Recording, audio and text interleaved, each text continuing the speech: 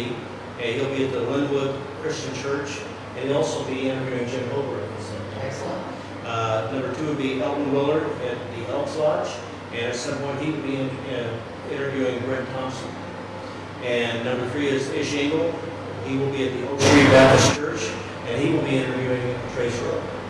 And last but not least, Joe Kennedy will be at City Hall, and he will be interviewing Deborah Russell at some point, probably. And there you go. Now, to recap a little bit, in case there's somebody out there that doesn't know who's running for what seats, we've got Trace Rowe and Everett Roster that are running for Commissioner seat number 1.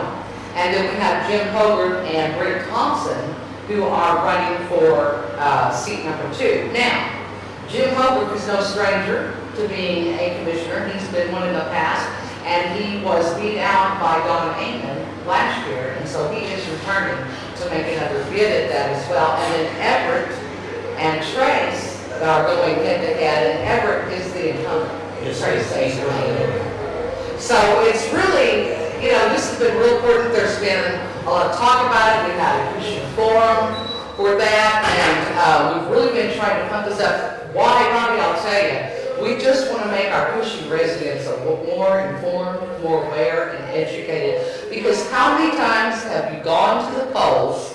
I know I've been guilty of it, not so much in a long time, but you didn't even know who you were voting for. Or why you were voting. Right. You know, you had no reason to make Right. your vote. Right.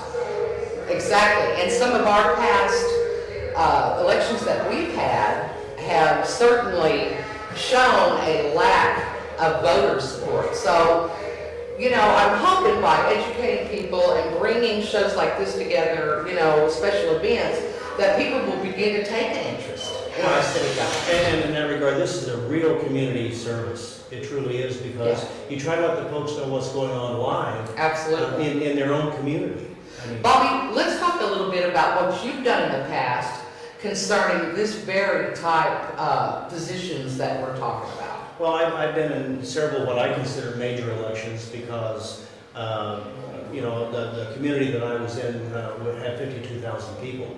And I served on the council there. We had 6 council seats and 1 mayoral seat. The mayor was elected outright. In other words, it wasn't appointed by the council. And that's a little different than what we have here. Absolutely. Yeah. And so I ran for council for 2 4-year terms, and I won both. So I was on the council for 8 years. 2 of those I was appointed by the council and the mayor to serve as vice mayor. But then I ran for mayor, and the first time I ran, I lost. So I know what that's like. And then the second time I ran, I pretty much had everything together, and I knew what really needed to be done in the community, and I proved that. Yeah. And I was elected. And so I have quite a bit of experience, and I've helped other people in elections, you know, along the way too. Okay, well, we're going to talk to you about things like city or state government, and if you can vote outside the city limits, and why you can or why you can't, annexing into the city government function, and that topic as well, and then the Sunshine Law, which a lot of people don't realize. But before we do that, recently we took it to the streets, Bobby, and we asked people, we just walked in and surprised them a few different questions. One of my favorite was, who's our current mayor? So without further ado, we're going to take a look at that clip, and then you and I will come back. So stay with us.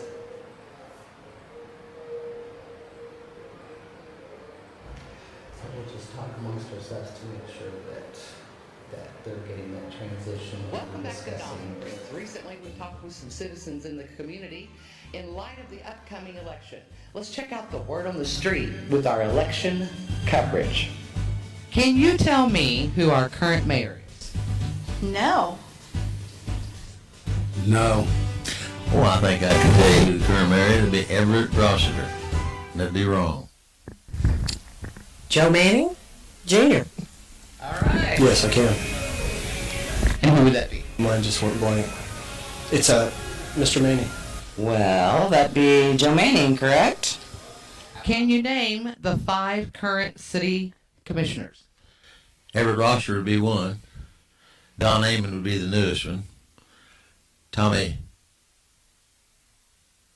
Johnson, Joe Manning, and there'd be one Terry Brannon.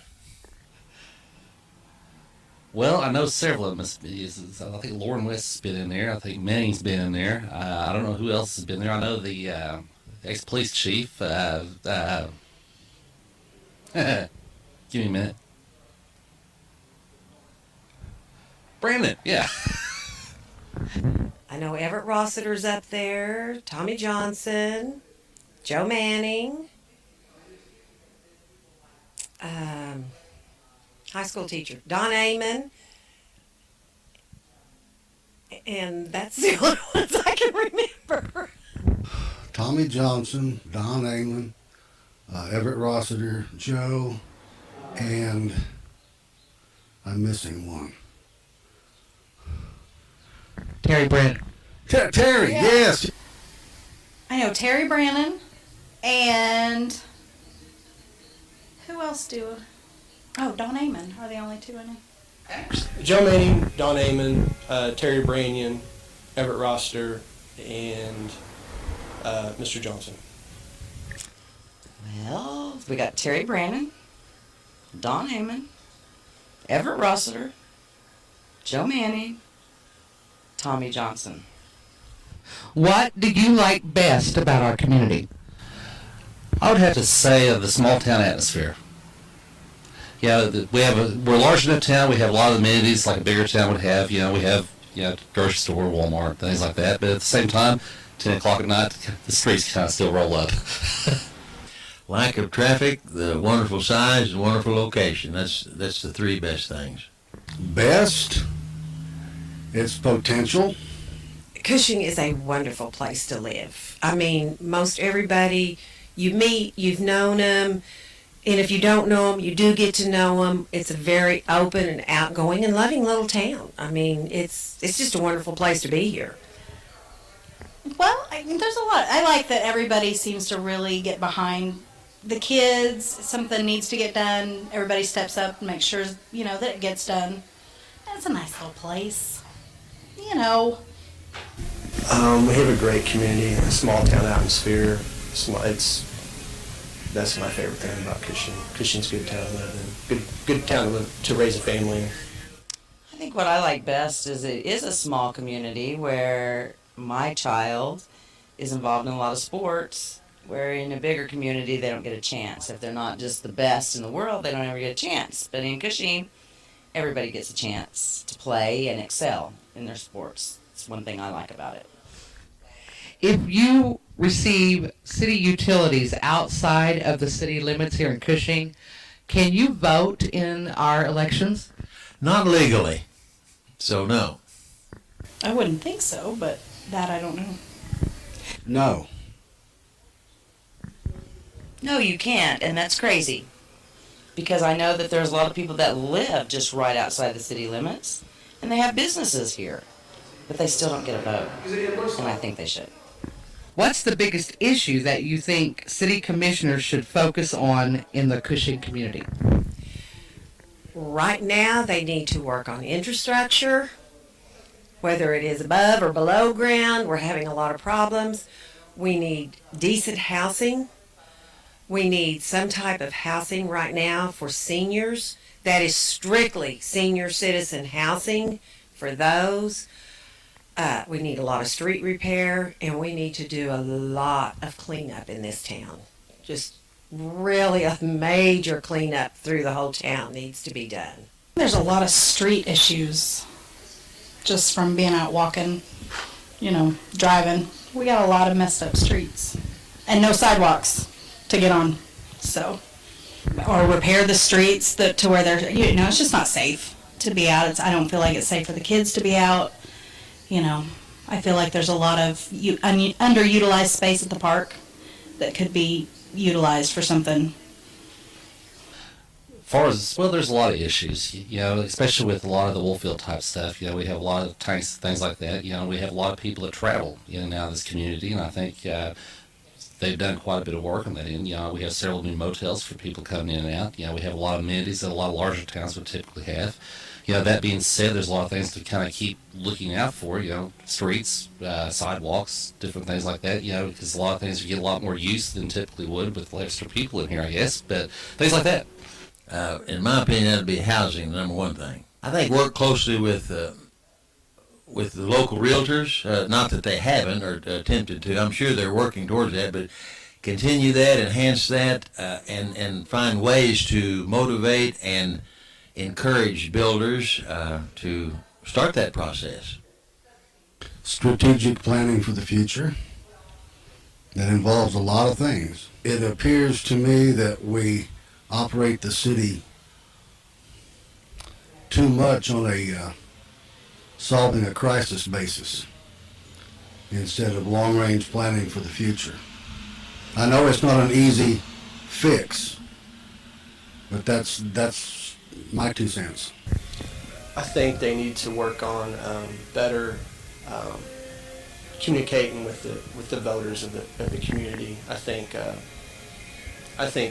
they have a lot on their shoulders, and communication with the voters is very important. So everyone knows what's going on, understands what to vote for or what not to vote for. That's a hard concept to grasp, and I think that's some of the new people running are wanting to promote that.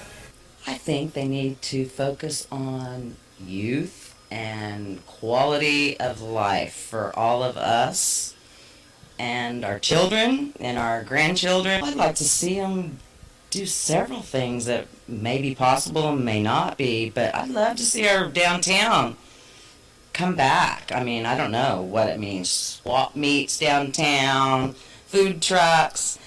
I don't know. Just include a lot more things and not so many stipulations on what you can do, you know. I think they should focus on education because, it's we have a lot of youth in town, and we need, good professors, teachers, something that they can be involved in, just to help education move forward so they can take that to the next level, go to college, and then bring businesses back in town. So, the idea is for long-term, looking at the future, not just bringing small businesses in town, but even educating the kids. Maybe in future they might bring some new ideas in town. That's one thing we should focus on. Well, that. Good evening and welcome to RDMGtv Live Special Edition of Cushing Matters, Election Night 2015, with your host, Donna Judd. All right, so what do you think about that street interview? I thought that was really good because that's how you really find out what people are looking for and wanting in their community, is to go to the street and find it. I have to admit it was a lot of fun, but it was really interesting to get people's candid responses.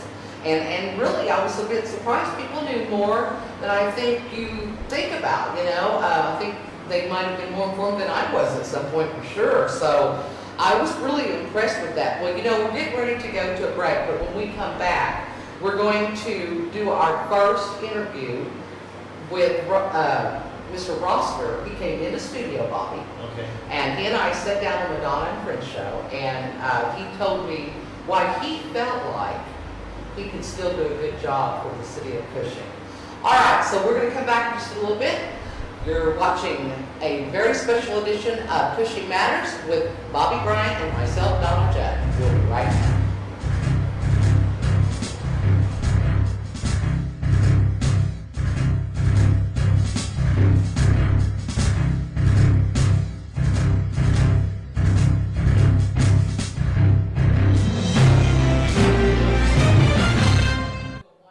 Dental Studio, our patients are our friends. Unlike the big commercial facilities, Davis Dental Studios wants you to know you're not just a number. We strive to bring personal and quality service to each patient. Dr. Rebecca Davis has over 18 years of experience as a caring and compassionate dentist. She and her highly trained staff will make sure your visit is a positive one. So remember, when you and your family need dental care, Davis Dental Studio. You're not just a patient, you're a friend. Blue Knight Energy Partners is proud to sponsor Tiger Athletics. With more than 7.5 million barrels of oil stored right here, we are proud to have a home in Cushing, Oklahoma. Blue Knight Energy Partners, the smart move in energy. If you're planning to dig, whether it's to build a fence or a skyscraper or to plant a tree, Blue Knight reminds you to call 811 first. to avoid personal injury or loss of service. For any project, large or small, know what's below. Call 811 before you dig.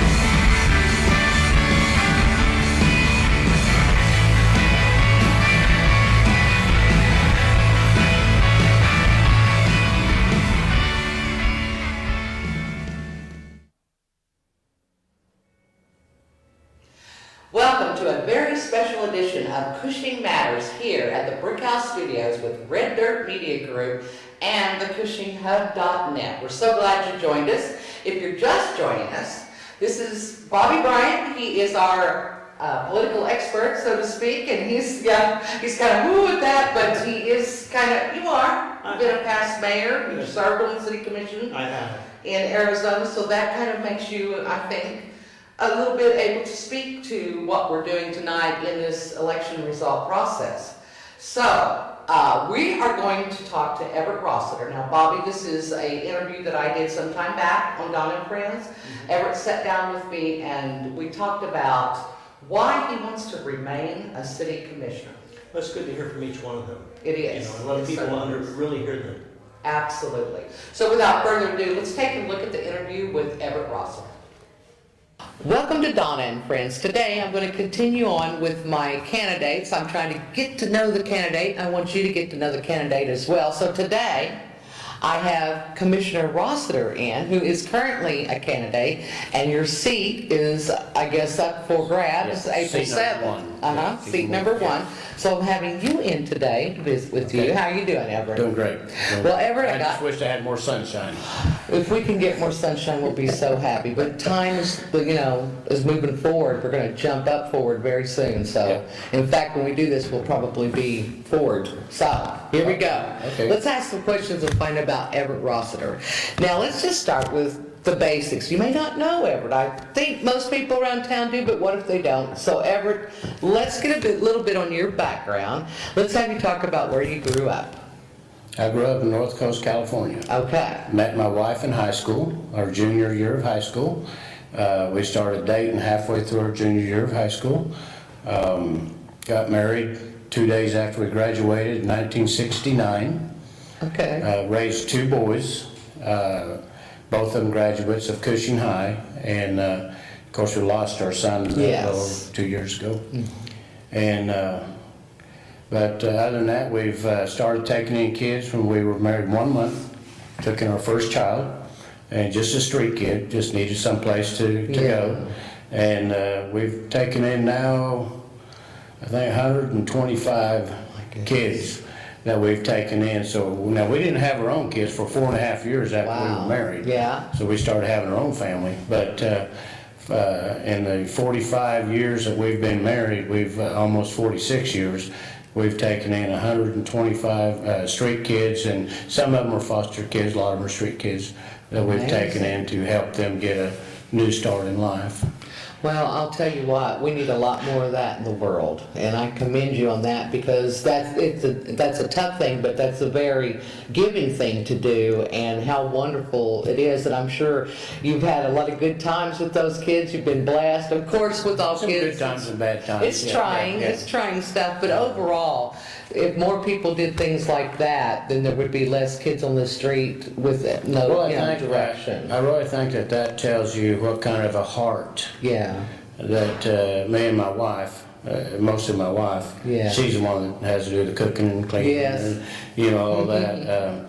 But it kind of gives you an idea of what kind of a heart that her and me both have, not only toward these kids. But if you look go way back in our background, when it comes to the city of Cushing, how much our heart is in the city of Cushing. Absolutely. Because of all of our donations and all of our helps. And I mean, I didn't get to the little trophy a couple of years ago for Volunteer of the Year from just sitting back and doing nothing. That was a chamber award. A chamber correct? award, Right. that I was really tickled to get that. Yeah. And because it does, a lot of times just a thank you goes a long ways for somebody just to say thank you. And we're always, her and me as a team, we're always involved with helping everybody we can, whether it's kids at school, whether it's a downtown, even the bean deal coming up, right? That we're doing, and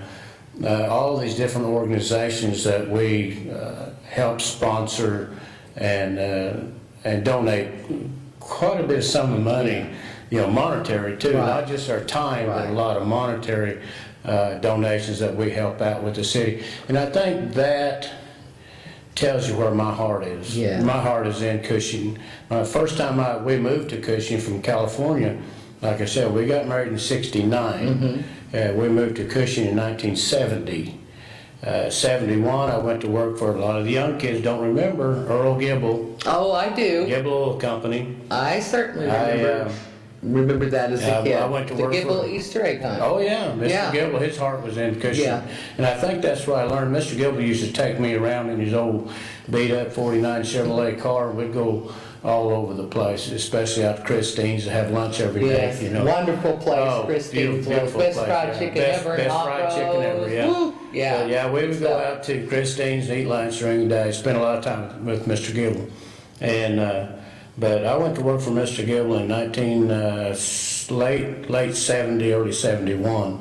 And worked with Earl Gibble for a while, and then of course my wife got homesick, and her mom and the family lived in California, so we moved back to California for a while, and then we moved back to Oklahoma, back to Cushing in 1981, 82, right in there, and that's when I went to work for Kerr McGee. At that time, worked Kerr McGee till '92. In '92, I opened up Aqua Pleasures downtown. I seen a need. Yes. I've seen a need for what my business is. No other business like it. Right. I've seen a need for it, so I just jumped in with both feet and left Kerr McGee and started my business. It's been a very successful business since then. Everett, what do you feel that you can bring, or in your case it's continue to bring because you've been doing it during your term, but what do you feel you could continue to bring to the commissioner's table? Well, I believe that, owning your own business, number one, being able to financially keep a household going with, there again, and all the kids and stuff that we've had. I've always had to make good money in order to support those kids. And being able to keep your household going and to, owning your own business, knowing what it takes to keep employees happy, number one. If you got happy employees, you got good employees. Yes. And it's more than just money. It's not just money. It's there again, saying thank you once in a while. Right. Appreciate a good job that you've done. And that goes a long ways. Yeah. Just showing a little bit of appreciation instead of getting hammered on all the time. Right. Right. I wish as a commissioner, I wish I could get that. Just a thank you once in a while instead of getting hammered on all the time. Thank you for being here. I'll just say it right now. Well, I appreciate it, Donna. It takes a lot of time out of your life to be a commissioner, and it's not a paid position. It's a non-paid position. Yes. I went many miles to many cities and towns talking to their mayors. And I don't know, did you know I was on the mayor's council of Oklahoma? I did. Yeah, I was the first commissioner ever from the city of Cushing to be appointed to the mayor's council of Oklahoma. And that's quite a deal. Oh, yeah, quite a deal. So during the time that I spent with the mayor's council of Oklahoma, I was able to go and visit a lot of different cities to see what they've done. Like me and Jim was talking earlier about, our armory that we have downtown. I've seen what a lot of towns have done with their armories. It's And amazing. it's amazing what they've done with those armories. Right. You know. Chandler being a shining example of that. Yeah. But Tahlequah is another one, just phenomenal what Tahlequah's done with their armory.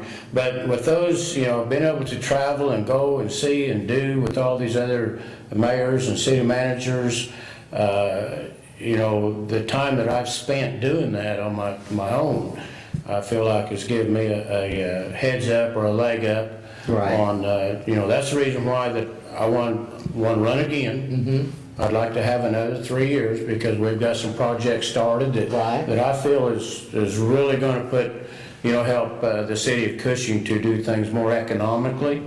And oh, that's always good news. Oh, yeah. That's always good news. We'll take that. Yeah. Are you going to be participating in the 2015 Candidates Forum? Yeah, if I'm asked to. I think that's coming up March 30th. March 30th, yeah. Well, I think you're on the invite list. Yeah, well, good. I hope I'm on the invite list. I hope they haven't written me off yet. I hope the city, you know, I hope they haven't written me off yet on that. Right. I'll be glad to sit in on that. Now, you know, recently we had something new in the way of a town hall meeting, and it was called Cushing Conversations, and two of the commissioners, Commissioner Brannon and Commissioner Amon, were there for that event. And there's talk of some future town hall meetings titled Cushing Conversations. Would you be a part of that if you were asked to be one of two commissioners there? Sure. I was given the information on that meeting that night, but as you know, the Sunshine Law, the way it is in Oklahoma, you can only have two commissioners together in one place. So it's kind of like two at a time. The third commissioner would be a quorum, and that's illegal. So we can't do that. But sure, if they want to invite me to do a town hall, I don't have any problem with that. I think I'm one of the few commissioners, as it stands right now, that has an office, especially across the street from City Hall. Right. Yeah, you're close. I get a lot of the community, people in the community that, you know, they know where to find me. And they'll call the store, and if I'm not there, or they'll just stop by. I get a lot of them stop by. And I get a lot of people from the community that Well, I know myself, I've stopped in, and you're very accessible. They appreciate the fact that I do have an office, and they're welcome to come in anytime they want, or call me, or whatever, and you know, I'm willing to talk to everybody. So. Well, Everett, we've got just about a minute left. Oh no! I know it goes quick. It goes fast. Listen. So I want to ask you if there's anything you want to add to why you should be reelected for people that are watching the segment. Well, I feel like that. There's probably some, you're always going to have positives and negatives. You're always going to have people that like you and people that don't like you. And you're always going to make decisions that some, you know, in one way or another, it's going to offend some people, and other people's going to make feel good. I would hope that I've done a good enough job in the 9 years that I've been on the commission, that even those that didn't agree with everything that I've proposed or everything I put out there, they would still like me well enough that they would vote for me, number one. But we still have things like our animal control new building that we're proposing. In fact, we're having a meeting, you know, just pretty quick tomorrow night. Yeah. And on that, and you know, I've taken the time to go to our several departments that we have in the town, and went through the departments and looked, and what do you need? What do you know, what can we do as commissioners? I think that's what Cushing needs to have, is a commissioner that's engaged, and I feel like you've been very engaged during your time. I feel like I've been very engaged. And would continue to be that way as well. Well, Everett, we're out of time, but I appreciate you taking the time. Hey, we'll be talking again. We'll be talking again, no worries, and I know you'll be at the forum. Well, you're watching Donna and Friends, and we'll be back, so don't touch your mouse. Okay, thank you.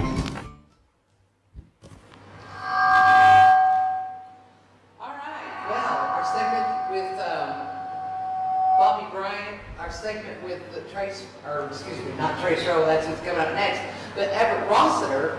I thought that was pretty informative when he and I sat down. And then coming up next, we're going to have Trace Rowe. He came into the studio as well and sat down with me. Also, later on, I want to remind people that we have got current city commissioners coming in. That's right.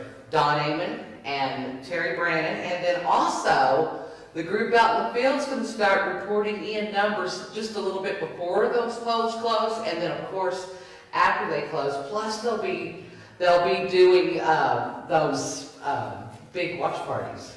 I'd kind of like to be a part of that. That would be nice. I know, but here we are at the Brick House Studios, and we like what we're doing. It's a beautiful downtown Cushing. Who wouldn't like that? That's right.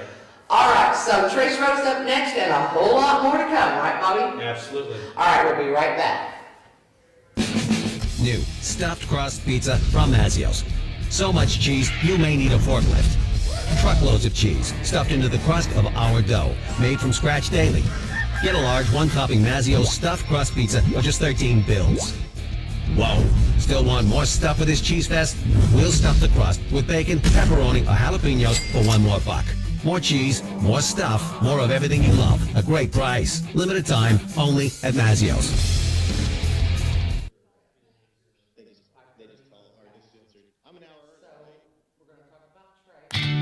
Blue Knight Energy Partners is proud to sponsor Tiger Athletics. With more than 7.5 million barrels of oil stored right here, we are proud to have a home in Cushing, Oklahoma.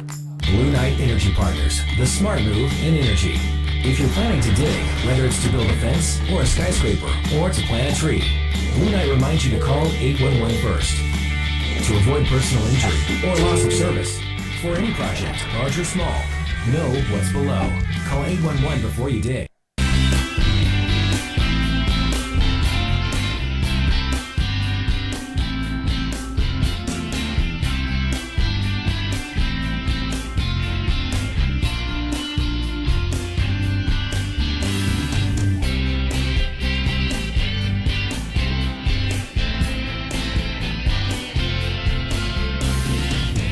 Be sure you know what's below and call 811 before you dig.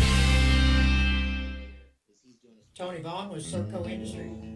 Next! Gene Hedman with A&G Meats. Next! Name? Next! Next! Next! Dig and walk.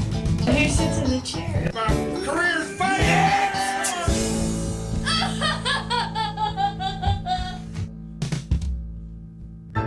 Next! All right, so we're back, and if you're just joining us, this is a special edition of Cushing Matters. So, what we're going to do is, we're getting ready to talk with Trace Rowan, the interview that he and I sat down together with in this very studio, and check out what Trace has got to say. You know, Trace is a newcomer to the Cushing political scene, we'll say. Although this is where he's from. Exactly. He grew up here. He cares. Graduated here. As most kids took a little hiatus out of here and thought, where do I want to live? I want to come back and be a part of my hometown. So that makes us happy when we see youth go their own way and then decide to come back to Cushing. With a lot of knowledge. Absolutely, absolutely. So we're going to take a look at Trace Rowe's interview, and then when we come back, we're going to talk a little bit more about what's up next. So let's check it out.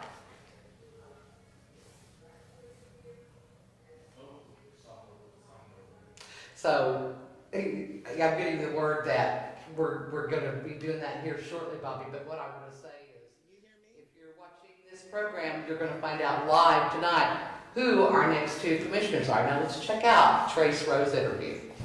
All right, I'm on the set of Don and Friends today, and in continuance of that city commissioners race upcoming, I have Trace Rowe in the house with me today. Trace! Hello. Good to have you. It's good to be here. Well, it's good to see you here, and I appreciate you coming in. It's one of my goals is to get all of the candidates on for just a little, hey, how you doing? What are you about? Kind of segment. So without further ado, we'll get started on that. Now, Trace, first of all, I want you to tell me a little bit about your background. You're a Cushing guy. I am. I graduated in 1994 from Cushing High School here. Had a great high school experience here in town. I actually moved to Cushing in 1989 with my family. I was in the 8th grade. And, I grew up here and eventually moved away went over to OSU and down to Carl Albert State College, both for a period of time, and went on to work, and I got into the telecommunications field and traveled all over the United States, climbing towers and doing construction management and things. I'm going to stop at that just for a second on this climbing towers that you just kind of passed over. Right. I think it takes a lot of guts to climb a tower. So just so people get a perspective of climbing a tower. Okay. What's the highest tower you've climbed? 2,063 feet.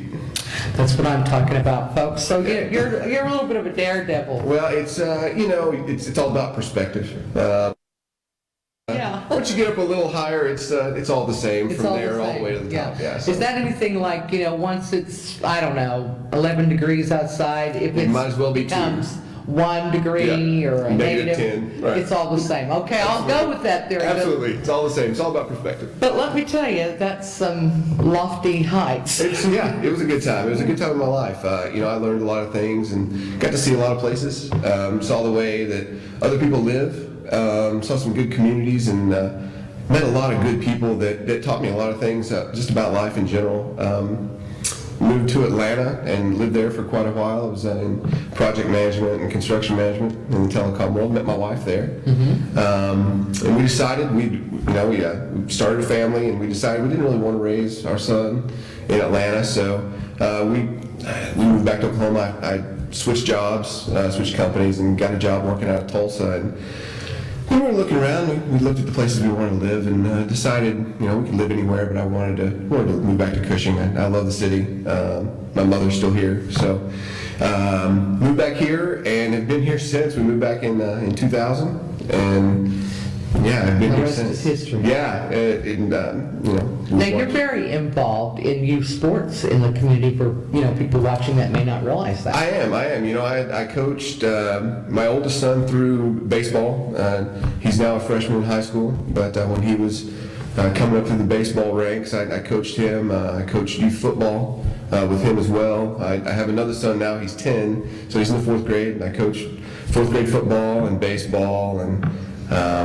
So it's a good experience. So you're involved with the youth center here in town, and not just involved, but you're also on the board? I am. I've been on the board of directors down at the youth center for over 5 years now. I was actually trying to think back how long it's been, and I know it's been over 5 years. I'd have to check with Mike Wilson to see exactly how long I've been there, but that's a great experience. It's a good group of people, and we've seen some people come and go, and we've had new people come in, and it's really given us a good perspective on the kids, and keeps us focused that it is about the kids and at that age, and sports should really be that way, and not about anything else. Well, I think the youth center is should be one of our biggest highlights in town, because youth, that is our future. Absolutely. And so we have got to have a very structured youth program of sorts, and the youth center has been that vehicle for years. Since I was a kid here in Cushing, the youth center was the cool place to go. When I moved here, it was that was actually one of the big things that attracted my family. When we moved here originally in 1989, we got this nice brochure, and it showed us all these things that Cushing had, and the youth center was highlighted on it. And I thought, wow, a place where I can just go and play basketball whenever I want to inside, and it was wonderful. It's very important to our youth. I agree. Now, let's move on and talk about why you have decided to run for city commissioner. Well, I think the biggest reason that I'm running is I want to be able to serve the community that has done so much for me. I grew up here, and I know a lot of folks that are still around from when I was young, and I want to be able to give back and be of service to those folks. I want to be able to offer a fresh perspective on issues of the day, and I want to return Cushing to a place where people want to be. Yeah. Whether that being here is for one day if you're just coming in to visit, or if you're here for a baseball tournament out of our great complex that we have out there, and you're here for the weekend, or if you decide to move back here like I did with my wife. I want it to be a place where people want to be and are happy to be, and things are beautiful around, and it's it can get back there, and that's really probably the biggest reason, is that I want to serve and take us back to that place if I can. Well, Trace, what do you feel like you could bring to the table with the commissioners? Well, I think the biggest thing is when you look at something, a lot of times you're too close to it, and you know it's not seeing the forest for the trees, almost that kind of a. So that actually happens to me a lot in everyday life. I want to be able to give put fresh eyes on things and give a fresh perspective, and you know. I don't think that you have to always agree as commissioners. For me, it's more about. Well, it's good to have all those varying opinions. Absolutely, absolutely. And if everybody thought the same, we wouldn't move to do things differently. Right. You're exactly right, and I think that healthy debate is good. Yes. I don't think that everyone has to agree all the time, because you're not going to please everyone all the time. But I think it's good to be able to pull those perspectives in and have those discussions. Because if you're afraid to have those discussions and you're not willing to go to the place and say, look, I don't agree and here's why. Right. You know, then you're not really doing any service to anyone. Right. You're taking up space. And I want to be able to, you know, work hard and get in there and really dig in and see what things are and offer my views, I guess is probably the best way to put it. What's a goal that you would have for the community that you would like to see fulfilled? A goal for the community as a whole? As a whole, I think that you know, we're really pressed on our water system. That's a huge deal for me. Water, sewer, everyday life, electric utilities. I mean, and I think of it this way, there are a lot of plastic surgeons out there that can make people look great on the outside. You can do a lot of things and say, oh, that's beautiful, you know, but if the veins and the bones aren't well taken care of, then it just looks good on the outside and it crumbles from the inside out. Right. And I really think that the infrastructure of the city, getting that modernized and up to the point where it's reliable all the time. Right. We don't have to patch things. We can repair it, fix it, and be done with it for another 50 years. Right. And I really think that the Band-Aid is not the way to go. So I think that's probably my biggest goal, repairing infrastructure. And not putting a Band-Aid. And not putting a Band-Aid on it.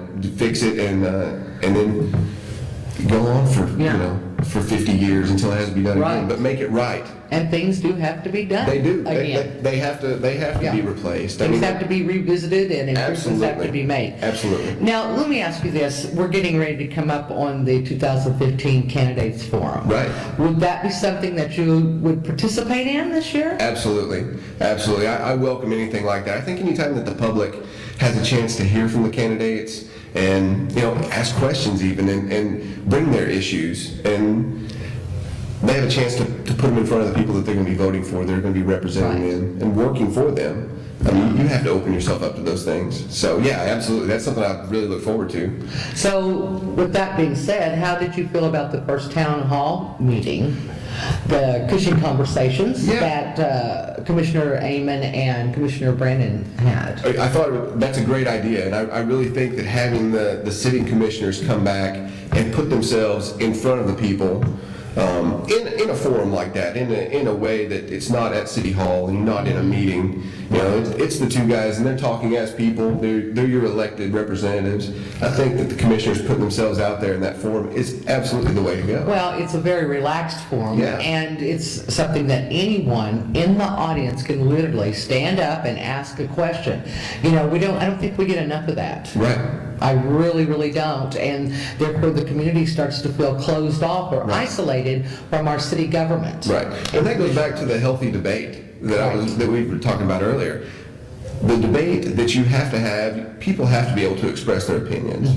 You know, if you're not willing to let them express their opinions or don't give them a forum to, then they are shut off, and you're ruling from a commission that has no perspective. So I absolutely agree with those forums, and I think that's the way to go, and I hope it continues. So since you're running for commission, how do you plan on being obtainable to the people? Do you have a Facebook page? I do, actually. My Facebook page right now, it's facebook.com/electtracerow. Okay. So people could go on that page. Absolutely. It's there. Ask questions of you, and then could people call? They could, yeah. You know, my phone number, I'm very very accessible. 918-306-1017.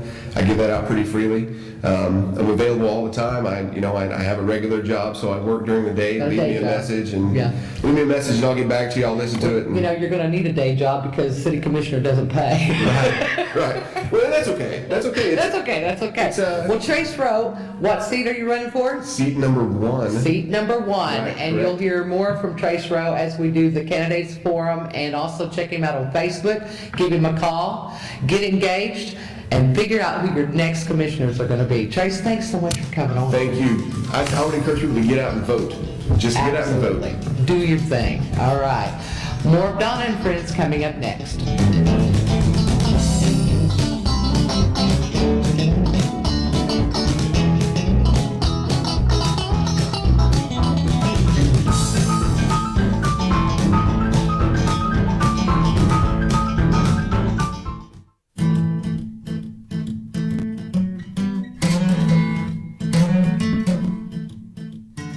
You're watching RDMGtv.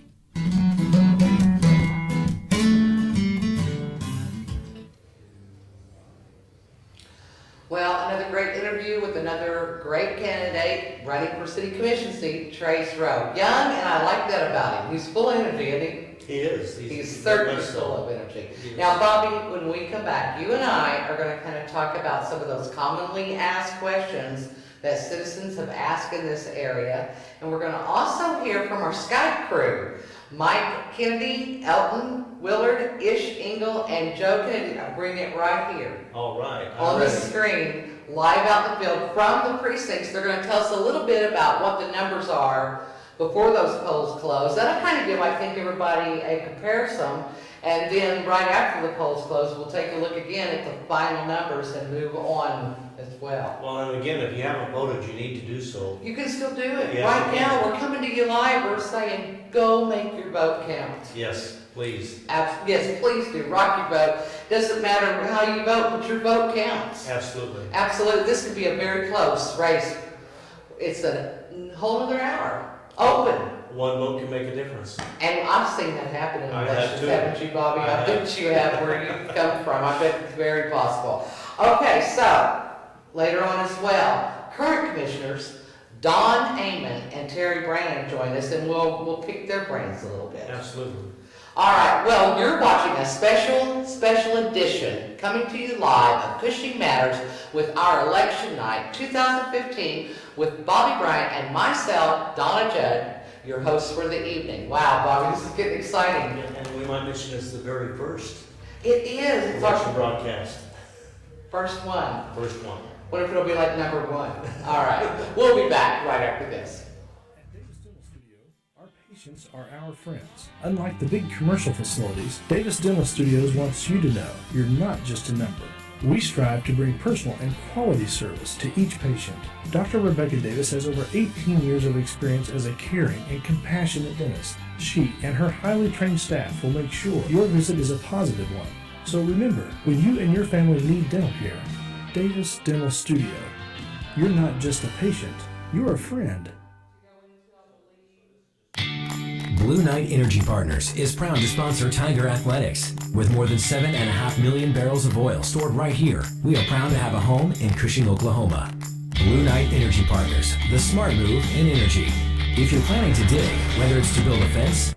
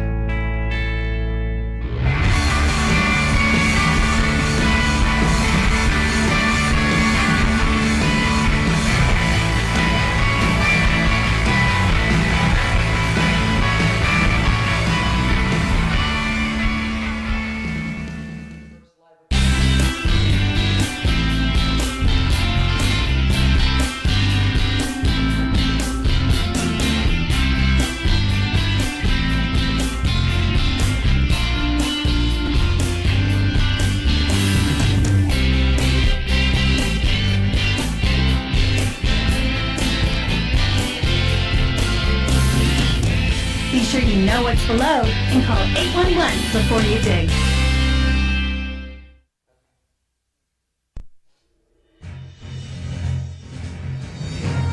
Good evening and welcome to RDMGtv Live Special Edition of Cushing Matters, Election Night 2015, with your host, Donna Judd.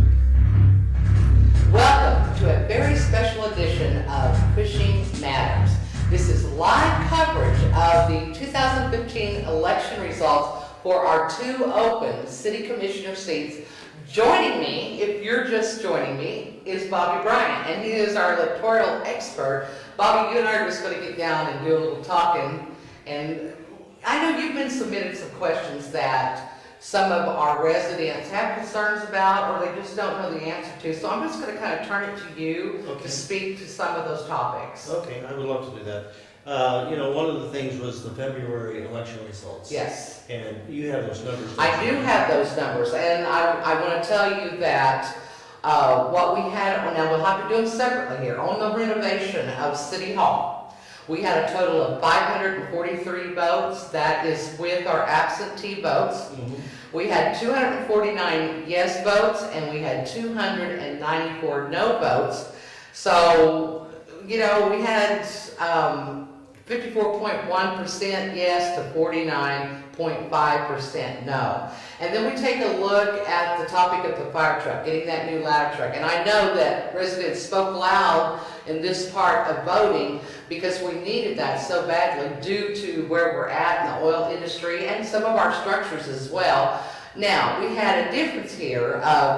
As I said, the renovation was at 543. Well, the fire truck was 542 total votes. So that means that one person chose not to vote on both items. And so what we had there was 448 voters said yes and 94 voters said no.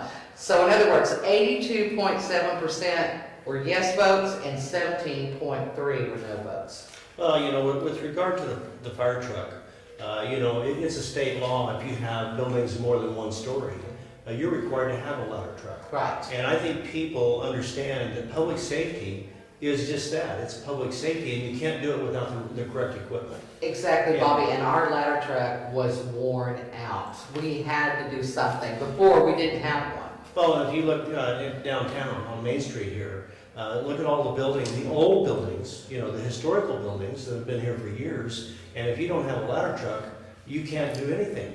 Right. If you have an issue. So I think the majority of the voters saw that and they respected that, and that's why it passed with such a majority. Yes. On the other hand, redoing City Hall. That's a mixed emotion. Remodeling City Hall, and everybody has a different view of that. But apparently the majority, even though it was slight, felt that the money would be better off spent on something else. Right. And or do you think possibly it just wasn't marketed correctly? Do you think they just didn't get the information out? Would that be a part of it as well? That's all, in my past, that's always a chance you take. Yeah. You can overdo it or underdo it on marketing. And it's tough. And it's tough to call that. And so a lot of it too, keep in mind this was after Christmas. And so a lot of people thinking, well, we're having to save money, personally, so why are we spending money on that? Right. And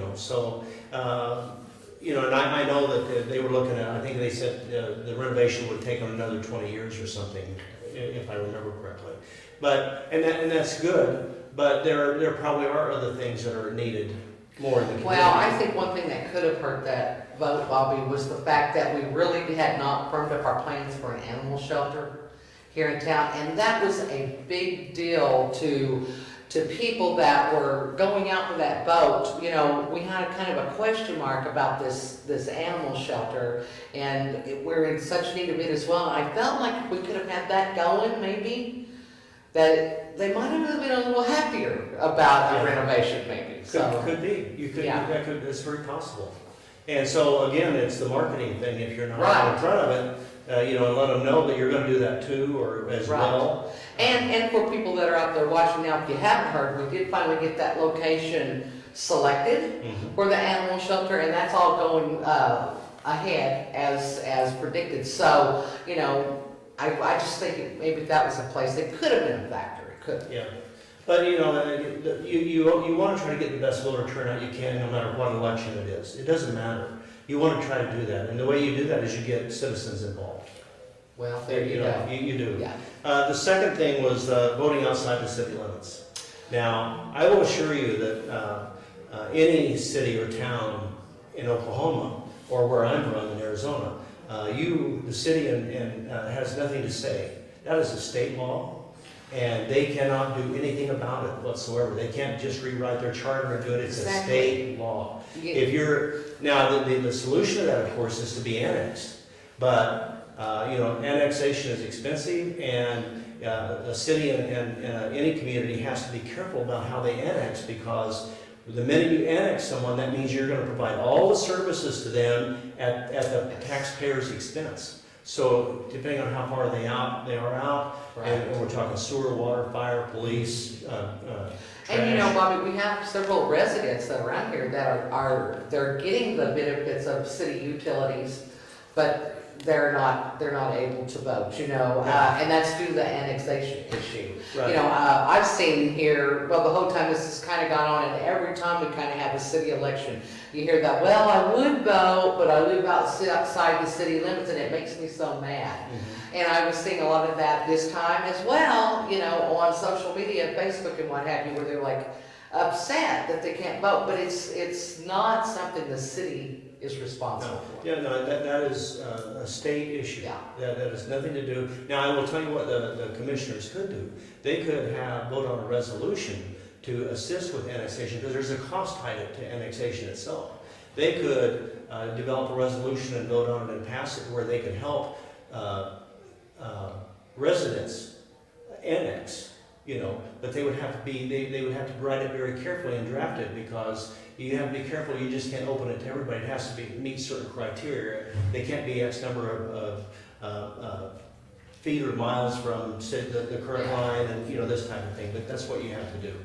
But anything is possible, in a sense, is what I'm hearing from you. It's just how it's done, and you have to put some thought into making those changes.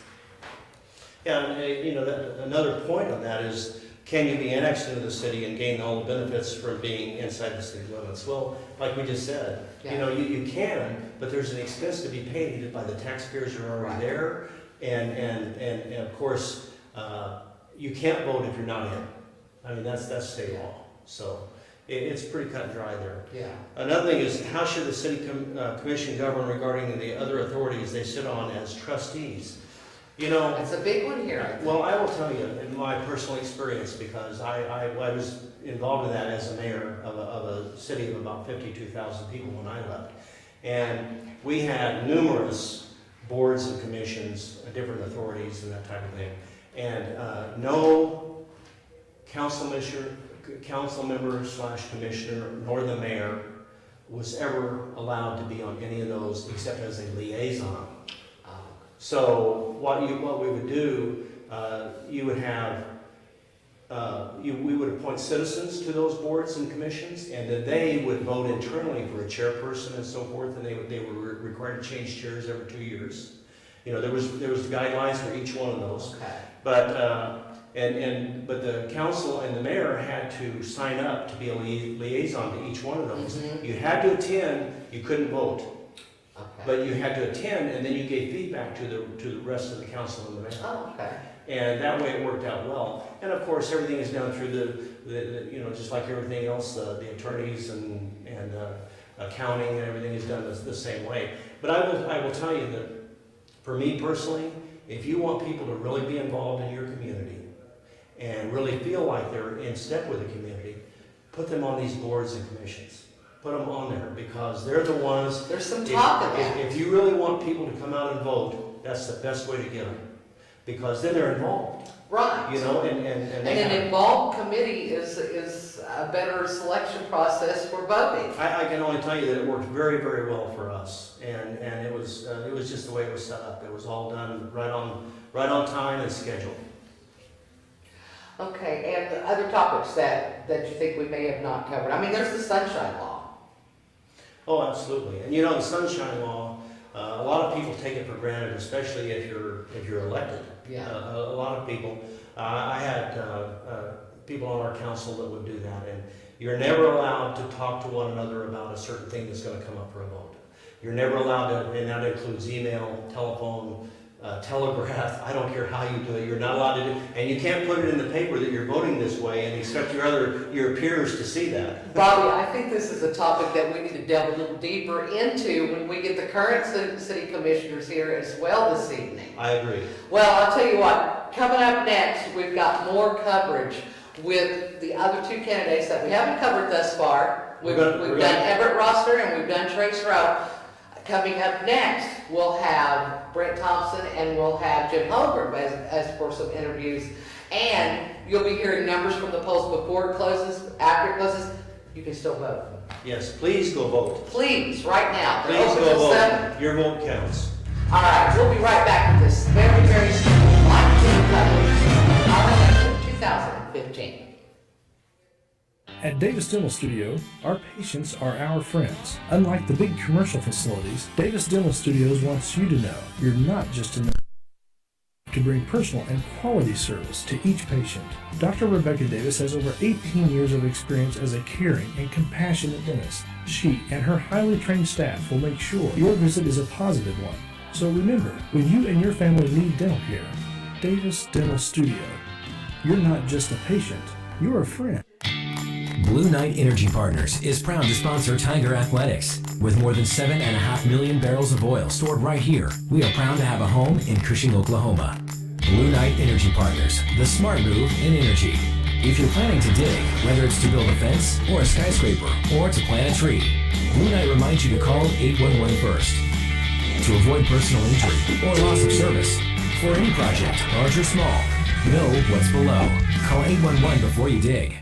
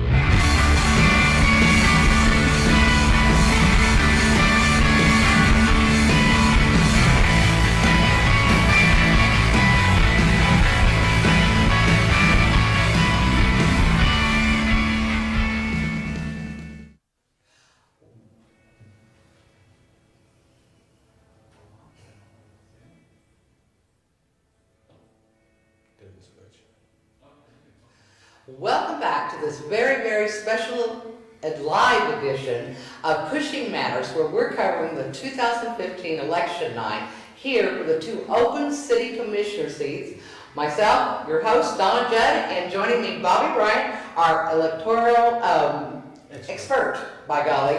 We don't want to forget the expert part, right, Bobby? Well, you can't. Well, you got to be an expert or something, right? Well, thank you. Well, we've listened to two of the candidates, and we're now going to listen to what candidate Jim Holbrook has to say. Now, Jim is running for seat 2 against Brent Thompson. So let's check out what Jim Holbrook had to say in his recent interview here in the Brickhouse Studios with me on Donna and Friends. All right, let's check this out.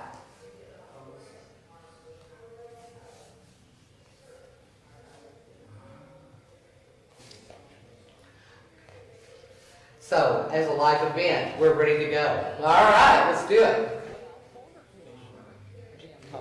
But also running again for seat 2, I believe, correct? I believe that's right. Yeah, I believe that's correct. So we're having you in. We've had all the candidates in, and you're the last one to come in, but you might be the first one to be shown. Just kidding. But I wanted to have you in, seriously, Jim, to visit a little bit so that the people watching this segment could get to know you. We may have people in town that have never attended a city hall meeting during the time you were commissioner, and it's maybe their chance to get to see you and learn a little bit about you. So having said that, let's start off with just your background information. And I know you're a Cushing person, so how long you been in Cushing? And you're also a businessman. Tell us about it. Well, I'm 70 years old. I know I don't look like it, but no, you I really am. Yeah. And my grandfather came here in about 1918 or 19, something like that, and walked to work on the railroad tracks out to what is now was Deep Rock Refinery, then turned to E, but it was called Consumers Refinery or something. It was owned by somebody named Schaefer back then. I could talk for an hour, but I'll try to keep this brief. He worked out there and then had his father and a brother come up and build him a house. And then he got married, brought my grandmother up from Arkansas. So anyway, after he'd been out at Deep Rock for a while, he bought a couple of farms out west of town. Actually, there were 3 of them, and that's where I grew up, was out 7 miles southwest of Cushing. I went through 11 years of school here. I went to the little Highland School, which is no longer there, which is now Kent Park, in the 2nd grade, then went to Sunnyside. Graduated from Sunnyside and came into Cushing High School. I am ashamed to say that my classmates won the state championship in 1961, and I never went to their games in football.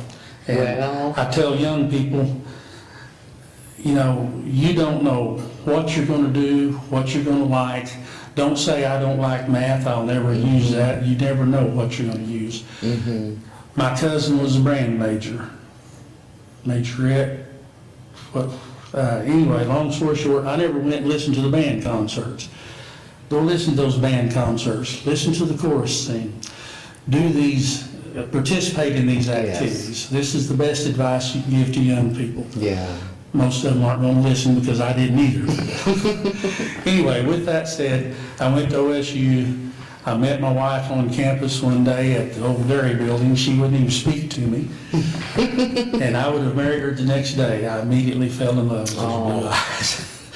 So you just knew right away. We have had a 48-year trial marriage, and so far it's still going on. So if she doesn't kick me out, well, I hope to see that 50th anniversary for it too. And you're not far from it. Not that far from it. Well, how neat is that? Now, as I said, Jim, you've been a commissioner before, and you're doing this again. Why did you choose to do this again, to run again? Well, let me mention this. I didn't choose not to be elected last time. And that was by 20. Fair enough, yes. That was by 21 votes. Yes. I guess I just didn't work hard enough. I'm going to try to make up for it this time.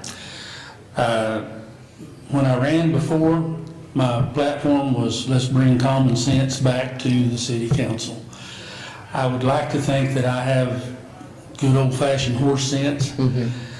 I have my own business. I know that Mr. Roster has his business, and some of the other commissioners are retired from other things, but I think having to meet that payroll every Friday puts you in a position where you realize how important it is that you manage the money correctly, and Lord knows I haven't always managed mine to the best that it could have been.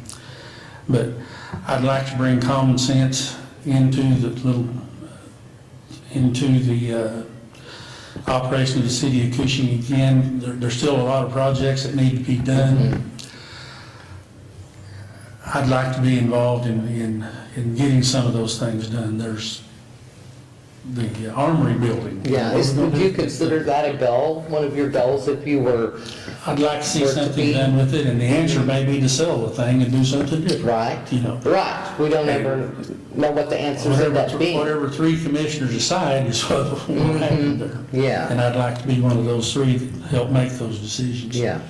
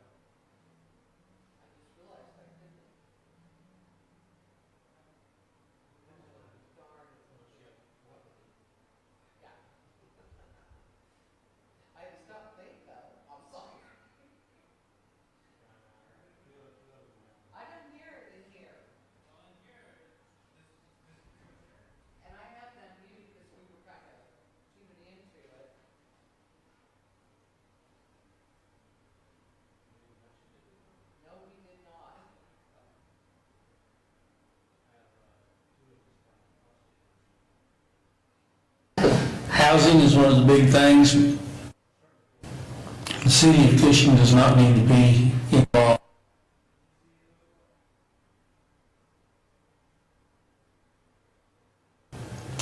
The city of Cushing needs to make it a lot easier for people.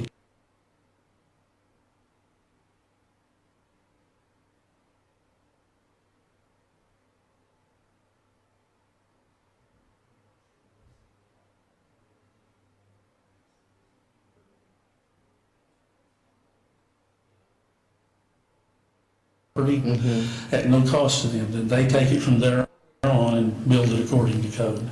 Is that not the way it is?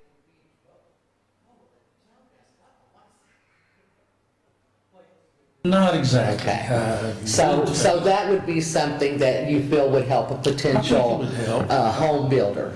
Yes. Now, and so I'd have to say I agree with you on that, you know, good. to make it just a little bit more accessible. I think we can make things easier. Yeah. Lord knows I shouldn't say this, but I've had people tell me, you know, we need to do something with code enforcement. Why don't we lock them in the old jail cells at 8 o'clock in the morning, let them out for lunch, and then put them back in there, let them go home at 5 o'clock? The people who are trying to do things in Cushing would find that a whole lot easier. Now, I like every one of those city code enforcement people. I know Eric and Glennie, and my nemesis is the one that checks, what's her name, the girl? Oh. You can't remember? I'm drawing a blank.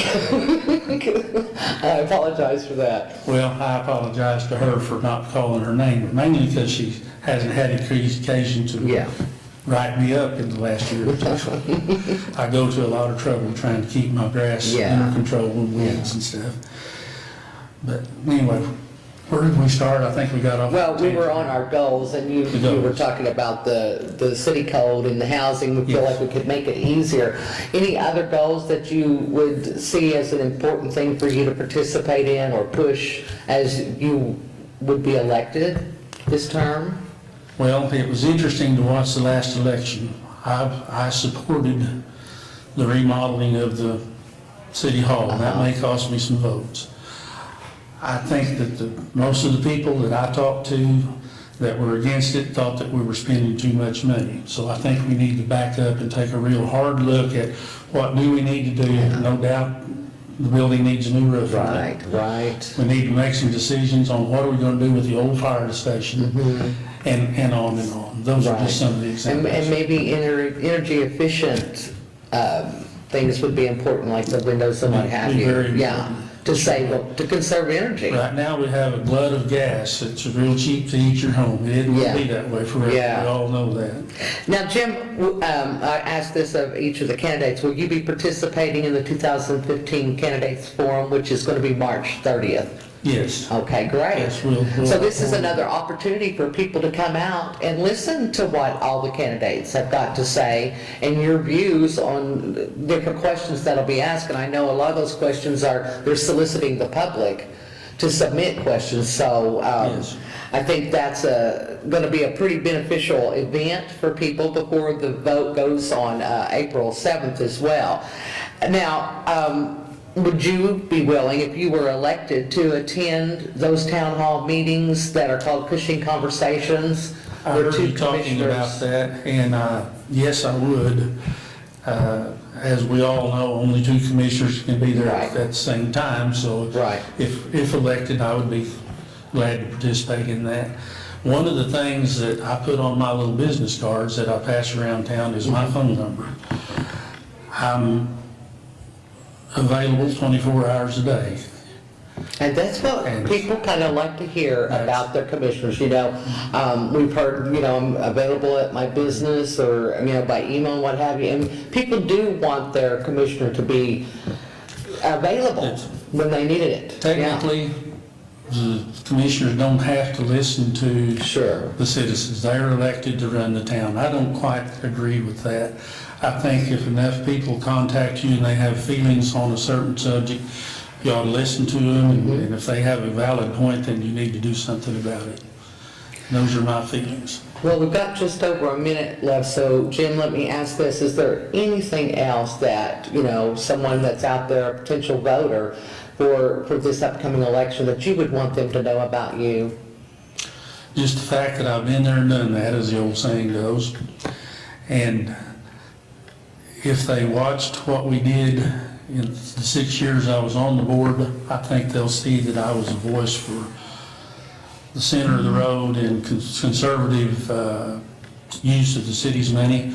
One of the things that made me the maddest about the new building was those pipe posts that are set on each side. They're called bollards.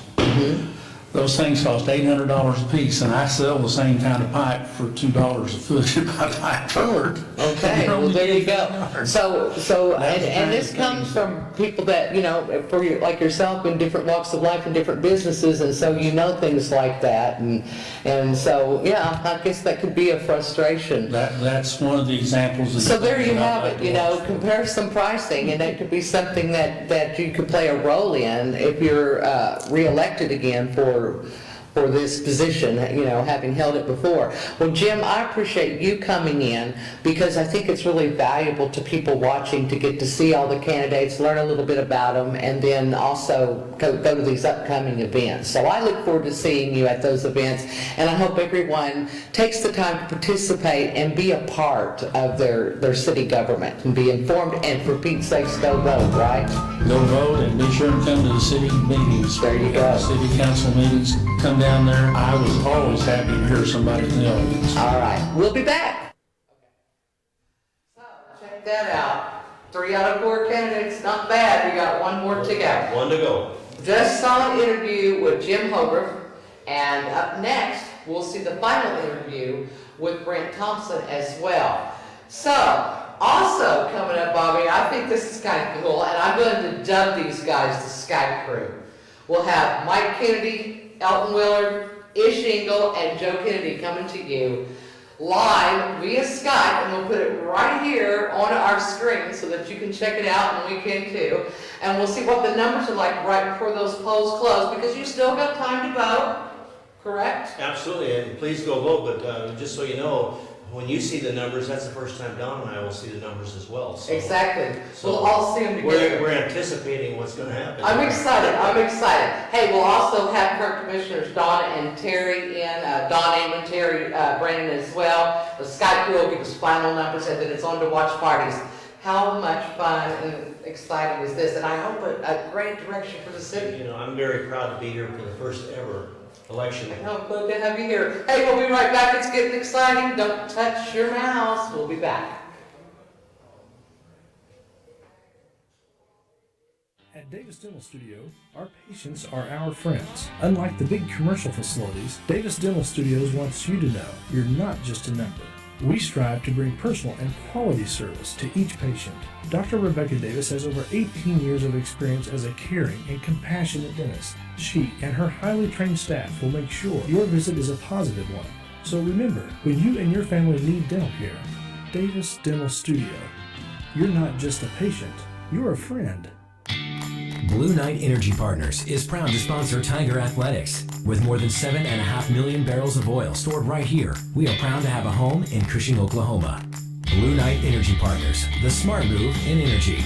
If you're planning to dig, whether it's to build a fence or a skyscraper or to plant a tree, Blue Knight reminds you to call 811 first.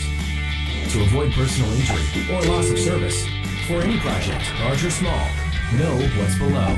Call 811 before you dig.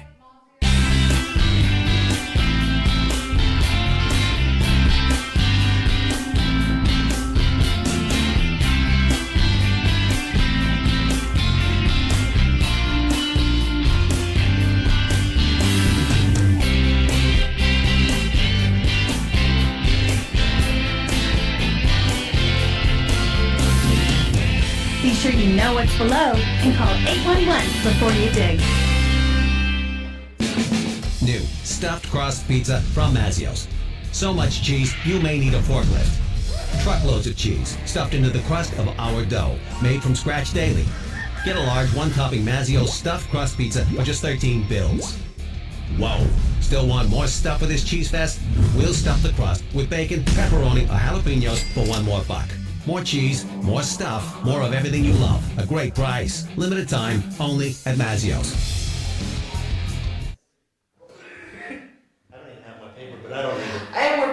is so exciting in here. I can't understand it. I mean, I feel like Rocky, like they need to run around.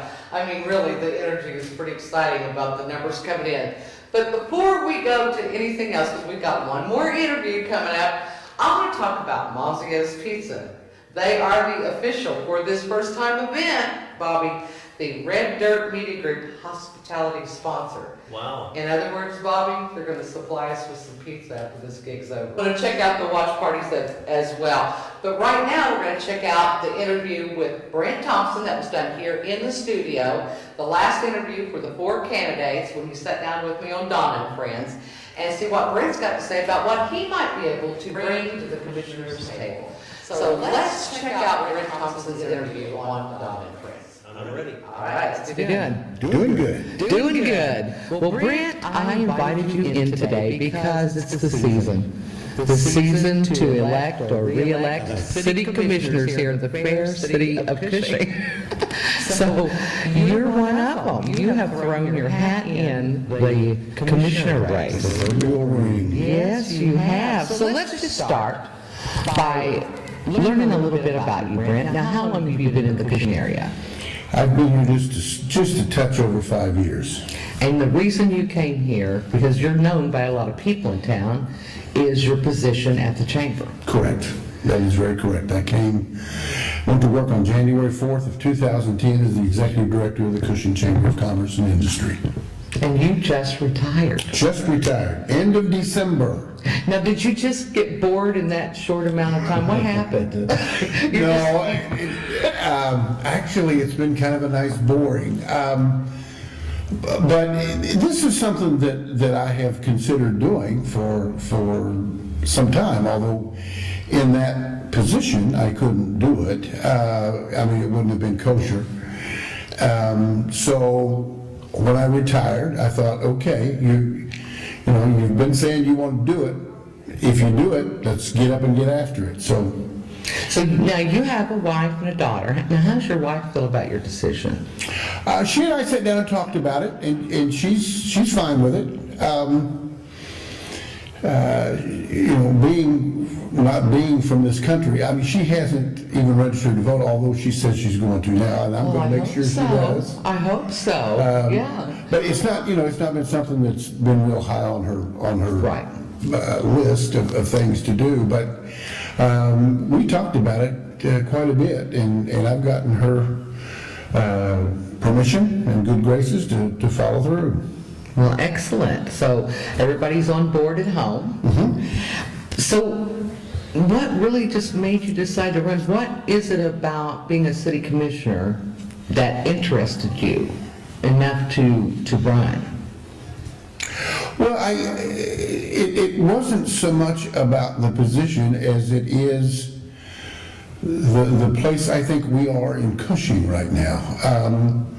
I think we're on the cusp of being a community that is close to good growth. We've probably missed a few years that we should have been growing, but in my opinion, and let me preface what I'm getting ready to say by also saying that I have really no problems with the past commission. I know because of where I've worked, I've gotten to know almost all of them fairly well, and I have a great deal of respect for them. But having said that, I felt like that the city commission, or city in general, was not doing enough, was not being aggressive enough in terms of helping and providing leadership to help us grow and prosper. And that's what I'd like to do. So with that being said, what do you think you can bring to that table? Well, I've done chamber work for 38 years, and most all of that has dealt with businesses in a community, has dealt with quality of life, has dealt with issues that go on in a community in some fashion or another, particularly as it relates to business. And as a result, having been in as many communities as I have, I have seen the positive side of good, positive leadership from the city, and I've seen some that's not been quite so positive. And I'm not trying to put Cushing necessarily in any of those categories, but I know what, with strong leadership, with participation, what a city government can do for a community to help it grow and prosper. Well, with that being said, what type of goals do you have for this community? Well, I think we need stronger leadership in the area of housing. We need housing stock in this community, and I know that in some communities, Ponca City, being one I'm thinking of off the top of my head, has played a large role in helping build housing stock in their community. I think that's an area that we need, is probably my priority. But other than that, I truly believe that this community needs to hire an economic community planner or community developer, one that is their specific duty and is paid accordingly. I think we ask way too much of our city manager to be city manager, city engineer, and our economic developer. Nothing against Steve Spears, but I think that's too many hats to wear, and something's going to get slighted. And in my opinion, economic development and job creation is what's gotten slighted. Well, I think that's probably a pretty fair assessment, and there's probably a lot of people in this community that would agree with you. Now, you are, and I think we need to clarify, running for seat 2. Correct. Which Joe Manning has chose to not run again. Right. So the seat is open, and now we come in with another candidate, and that will be Jim Hogarth. So let me ask, something that we've been doing, I think this is the 3rd year perhaps, for the Candidates Forum. Will you be participating in that forum? It'll be, I think we kind of have a tentative date of March 31st selected, but it's not confirmed yet, but it'll be in March. Whatever it is, I intend to participate. How important do you feel that the Candidates Forum is for the community? Well, I think it's extremely important. It's a good way for this community to find out who the candidates are, what they stand for, what they might expect to have in the city council for the next at least 3 years, and whether or not they feel like that the issues that candidate is for or against is something that they want. So in terms of information about the leadership, and when it comes to paying taxes, I think people need to be much better informed, much more knowledgeable of the issues and of the candidates. So I think it's a real good way for people to listen, to ask questions, and to get to know their candidates. Well, I think it is too, and I think without that, we just don't have any kind of voice that we can hear or see from these candidates that are coming up for this election. Is there something else that you would like to throw in, that you have something personal that you want to throw into this that I haven't really touched on? I'm sure there's a lot. Well, not real personal. As I say, I've got no axe to grind with anybody. I'm not upset with anyone necessarily. I just personally feel like that Cushing is on the cusp of a new day, of new challenges, and I truly believe that we need to change our leadership style in City Hall. We need to be more in front of people. We need to be more open and transparent.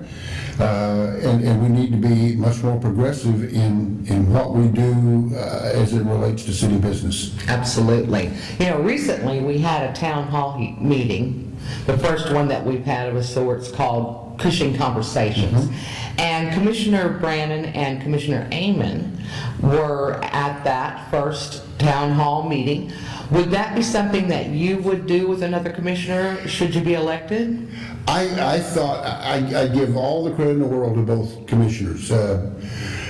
Commissioner Brannon, Commissioner Amon, I thought did a great justice to this community.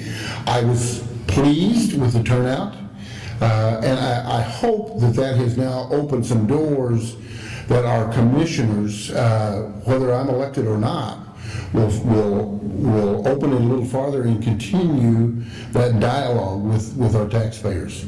Well, you know, we had about 35 people at that open meeting, and what I felt was most beneficial in that meeting was the fact that anyone could stand up and address any subject to the commissioners that they wanted. Are you open that way to where you would be able to take answers or questions to and answer them on the spur like that with the community? In time, once I kind of get my feet on the ground.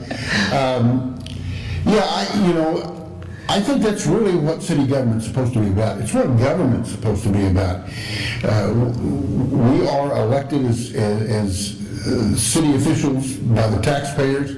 Should they have questions about anything that our city government or county government or state government does, we ought to be open to listen. It's imperative that we take questions from Absolutely. the public. It's just like Senator Halligan and Lee Denny, Representative Lee Denny, at the legislative luncheons. Those are held just for that purpose, so that they are available and open to the public for any questions that they might have. Exactly. So, that's been very successful, and I know you know that because, you were over the chamber when that was going on. So this is just kind of an extension of that for our city government. Yeah, it's kind of I guess a smaller version, but nonetheless the concept is the same, and I think we ought to continue that. Well, I appreciate you popping in and visiting with me, and the election itself is going to be held April 7th, so you'll probably be around and about town. And I'm sure lots of people will be asking questions of you until Election Day. I would certainly like to have their questions. Anybody who wants to ask me, I live at 818 East Broadway. My phone number is 618-535-0126. Please get a hold of me. All right, you've been watching Donna and Friends. Don't touch your dial.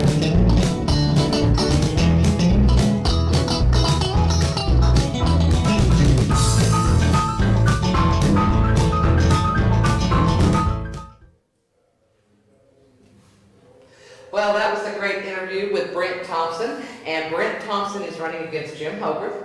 So now we've viewed all 4 of the candidates for these 2 open commissioner seats, so we've got just a little bit more time. But you know what's left? Some folks have to vote.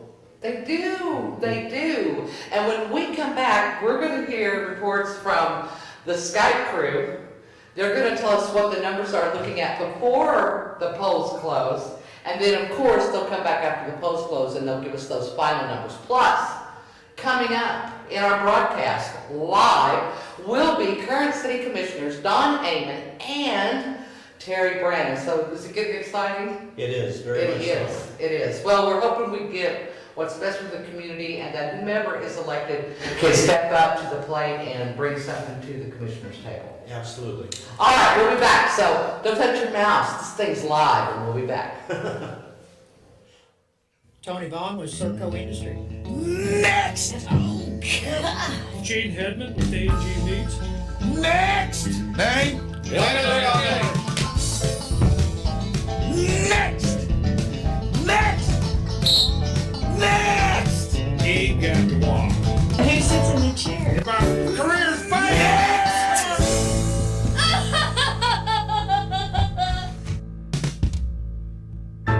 Next!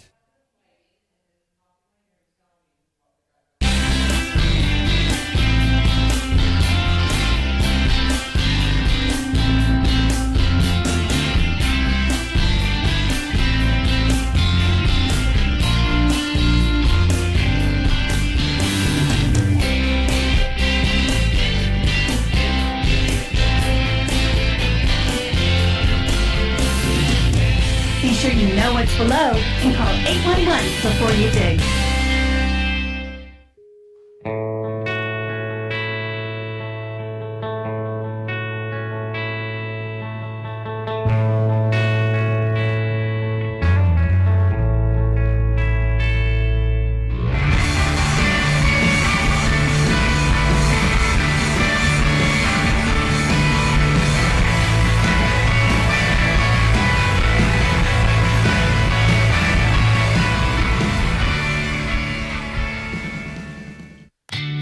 Blue Knight Energy Partners is proud to sponsor Tiger Athletics. With more than 7.5 million barrels of oil stored right here, we are proud to have a home in Cushing, Oklahoma. Blue Knight Energy Partners, the smart move in energy. If you're planning to dig, whether it's to build a fence or a skyscraper or to plant a tree, Blue Knight reminds you to call 811 first. To avoid personal injury or loss of service, for any project, large or small, know what's below. Call 811 before you dig. Welcome to a very special edition of Cushing Matters. It's so exciting, and I can't wait to do it. It's the first one, and Bobby Bryant has agreed to join me if you're just joining us. He is our electoral expert, and when he and I have been doing a little bit of talking this evening, we've also watched all 4 of the candidates that are involved for seat 1, which seat 1 is Trace Rowe and Everett Rossiter, and then seat 2, Jim Hogarth and Brent Thompson. And now I think it's getting a little more exciting because we're going to go out to the Skype crew. And first off, Bobby, on the screen, we've got Mike Kennedy coming to us and giving us some numbers before the polls close. You can still vote. Change the numbers. There he is. There he is. There. Hello everyone, welcome here on election night 2015. I'd like to be here with RDMGtv, bringing you the report from Precinct 102. Better known as the Cushing Christian Church here on Linwood. Voter turnout here has really been heavy. We've just talked to a few people that have been in and out of here, and right now there's been about 260 voters that have made their way here to Precinct 102 here at the Cushing Christian Church. And so that seems to be a little bit higher turnout than what we've had in the past. The last election we had here was for the voter turnout for the fire department, on the purchase of a ladder truck, and also city renovation. At that time, I think as Donna's mentioned probably earlier in the show, that we had about 542 total voters in the city that voted on that. So depending on what we have and some of the numbers from around the precincts that we'll be hearing from here in just a little bit, it looks to be that the voter turnout is higher here this year around than it was last year. This year's commissioner race seemingly gained some momentum after we've RDMGtv participated with the Cushing Chamber in the candidates forum. A lot of talk around town, a lot of good things happening, and that's really kind of boosted or propelled the momentum for this commissioner's race. Trace Rowe challenging the incumbent Everett Rossiter, who has occupied seat number 1 on the Board of Commissioners for the last 9 years. And Brent Thompson, who recently retired as executive director from the Cushing Chamber of Commerce. He decided to throw his hat into the ring also for seat number 2 against with Jim Hogarth, a 6-year commissioner veteran who was defeated last year in last year's election by challenger Don Amon for seat number 5. So it's Rowe and Rossiter for seat number 1, Hogarth and Thompson for seat number 2. That's what the citizens are voting on here today. We'll have election results coming up with you shortly after we swing it around the horn. We're going to go back to the studio here in just a few moments. But if you haven't voted yet, you still have a few moments to do that. We are here live at the Cushing Christian Church, Precinct 102. Your vote can make a difference. Mike Kennedy reporting for RDMGtv.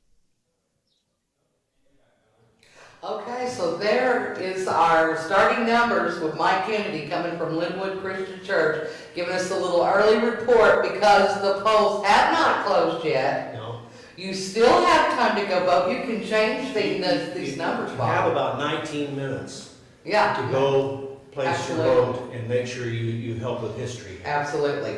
Well, next we're going to join Elton Willard, who's at the Elks Lodge. Now, he's also going to be at Brent Thompson's watch party later on this evening, but he's going to give us a little Skype call here shortly, and he's going to talk about what the numbers are like at the Cushing Elks, or Cushing Drumright Elks Lodge, I should say. Now, Bobby, I got to tell you that the Cushing Drumright Elks Lodge is probably the one of our precincts that has the least amount of voter turnout. Sure. And that's just kind of, to my knowledge, been a little bit traditional from what I've seen over the past few years in the way of voters. So you got any insight on that, being that you're our electoral expert? Well, you know, you're going to always have areas where you have fewer voters than you do in others. And, you know, your downtown area is always going to have more voters and your residential districts are going to have more voters. And, but let's watch Cushing grow. Let's do it. And let's check out Elton Willard right now, who is at the Elks Lodge, and he's going to give us early numbers.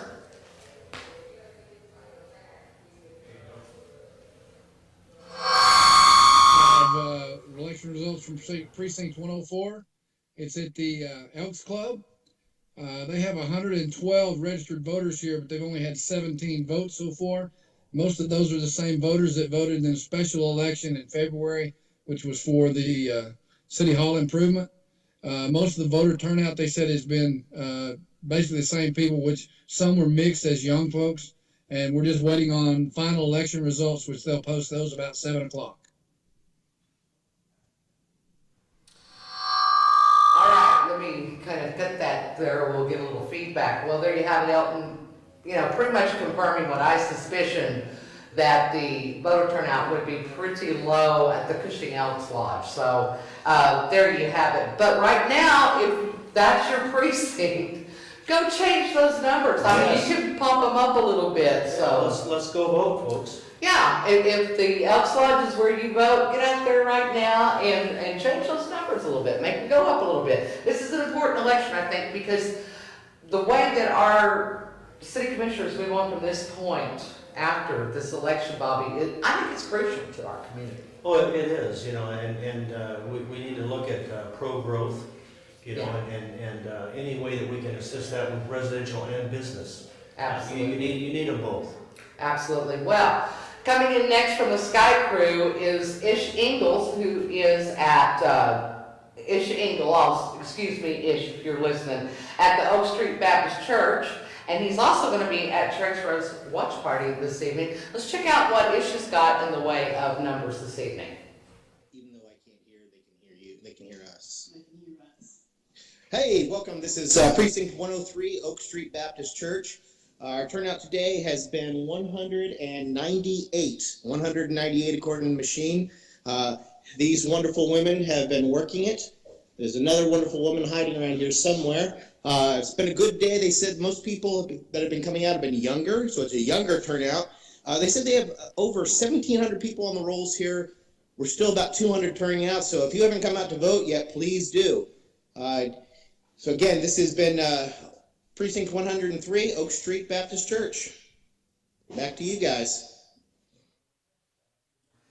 All right. Well, it sounds like numbers are up there. Yes, they are. Wow, that's totally cool. So numbers are kind of up coming in from Oak Street Baptist Church. What do we got left? Still got 16 minutes. Did you hear that? You can still vote. 16 Go over minutes, on your folks. vote, man. If you're in line, they'll let you vote. They have to. Yes.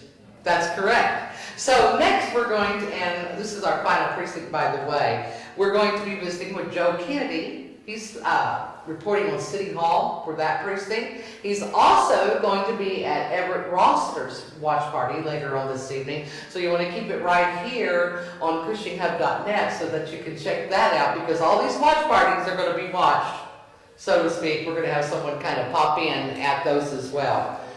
So, to recap, we've gone through all the precincts beforehand here.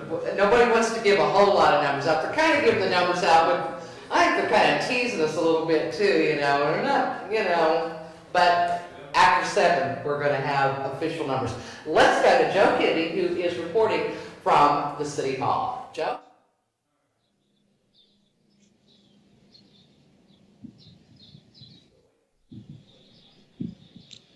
All right, hey Donna and Bobby, thanks for being there in studio, taking care of all that stuff. Out here at the City Hall today, and a nice day out here, nice evening to be out and vote, but only about turnout down a little bit here today, probably about 93 so far, and just had a couple more voters come in here while we were coming on the air, so maybe a few more than that. They've told me that here at City Hall that to be under 100 is unusual for them, but they also said that they have a lot of registered voters that are not necessarily living inside the Cushing city limits here at City Hall as well. So that's probably a reason for some of the lower turnout.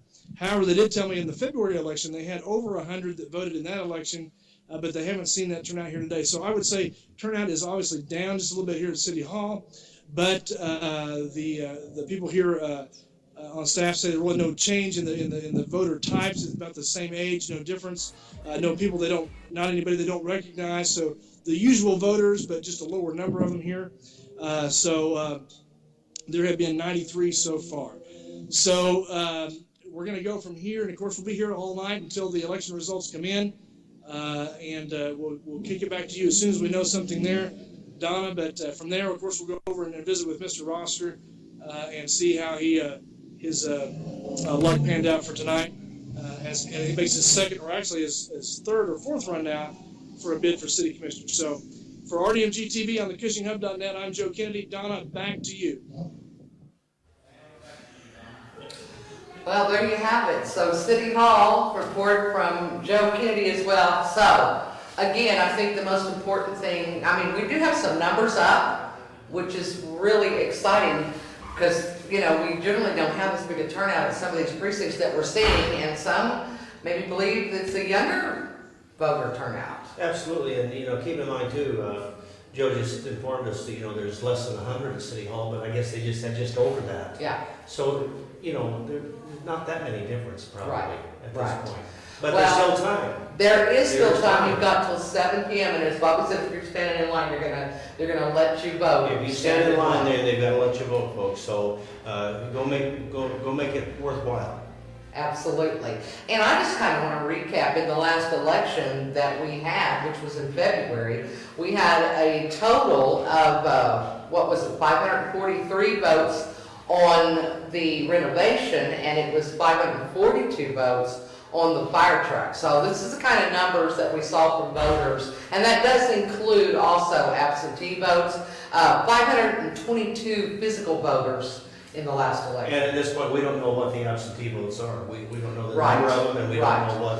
Right, and we will be getting those numbers at some point this evening as well to, you know, calculate that in also with the physical voters. And we could know those numbers right after 7 o'clock or so. Yeah, absolutely. Speaking of just after 7 o'clock, of course, we're going back to Skype. We're going to get those final numbers. We're even going to have a little graphic up so that we can kind of put the final numbers in, Bobby, on our screen.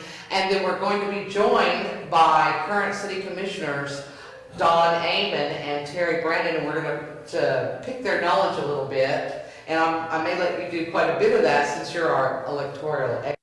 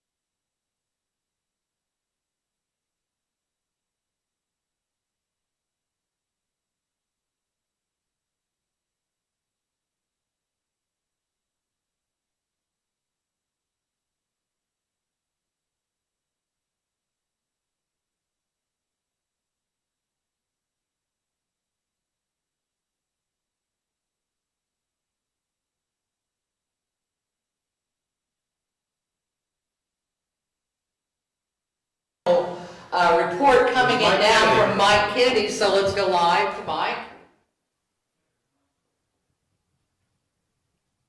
All right, guys, welcome back here to Cushing Christian Church, Precinct 102. Mike Kennedy here reporting for RDMGtv. Live results here as they have just been posted here at the 102 precinct.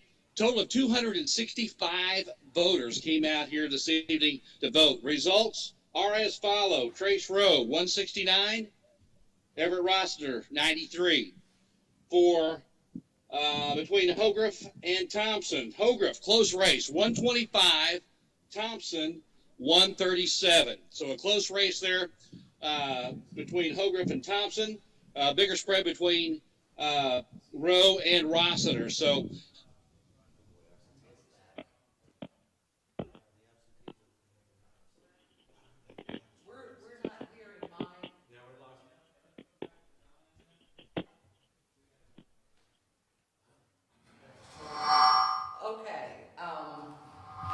I think that I did do a little mute there, so let's get that. But I'm a little unclear on what those numbers were. Did you all catch them? It looked like Trace Rowe was ahead of Chairman or Commissioner Rossiter by about 10, 20 votes there, and it looked like I think Brent was above. Brent Thompson was above Jim Hogarth by about 10 votes. No, the other way around. And I think it was more like 150 or 155 to 90 something. Oh, it was 150? I thought it was 120. Yeah. You know, one thing I want to add to this discussion is, and this is something I've told people when asked. I think from an ethical perspective, people have asked, how come you don't go out and support these candidates that are running openly, whether they're city commissioners or those who are just jumping in the race? I see, from an ethical standpoint, that's not the right thing to do. Yeah. It's not the right thing to do. And I know that I have a relationship with Coach Amon that goes beyond, politics, but it wasn't the right thing to do to go out and campaign and champion. This isn't a presidential election, so there's some ethics involved. But the other part that I want to say is that the other thing that I've told people is that you have to listen to the heart of each one of these men who chose to run. Absolutely. You have to listen to the heart, because there's nothing wrong with their vision for what the city of Cushing can and can't be. There's nothing wrong with it, and you have to admire that passion, because each one of them brought passion to this race. So whoever wins tonight, you have to admire the passion and courage to want to get into the race and run. So I appreciate each one of those men. I genuinely do. And like Bobby said earlier, I was listening to you guys talk about, sometimes you win, sometimes I've lost twice in my lifetime, and it does hurt, because you shouldn't take it personally, but I don't know how else you can take it. But it is personal. It is personal. It is. You lay your heart out there. You put your heart on the line and you tell everybody what your thoughts and beliefs are, and then you don't pull it out. Why? You feel bad. Right. But there's always another day and another election. That's right. Yeah, that's true. But my appreciation to everyone who chooses to run for political office. I didn't realize the magnitude by which politics can be until I chose to run for office. And I know the night that the election results came in for the race that I ran in 2013, I went to my daughter's basketball practice. That was my first priority. And so I appreciated the opportunity to run. Okay, so I'll tell you what I'm going to do. We've just gotten total numbers for Trace in. So I'm going to actually hand these over to you guys, and you can announce that and talk about that a little bit, for the number of votes for Trace Rowe. Well, it looks like 388 cast votes and then 9 absentee ballots. So for an unofficial count, because it won't be official until Friday. Yes, it is unofficial. 397 votes were cast for Trace Rowe, which again is just 100 and some odd votes away from what was cast during the fire truck City Hall renovation. Right, we had like a total of 542 or 543, depending on renovation or fire truck, with absentee voting going on that way. And we've got another thing coming in here. This is going to be for Everett Rossiter. Hold on. Oh, do we have? Remember, it's a live event, and we want to make sure we can get the numbers as right as we can get them, although they remain unofficial.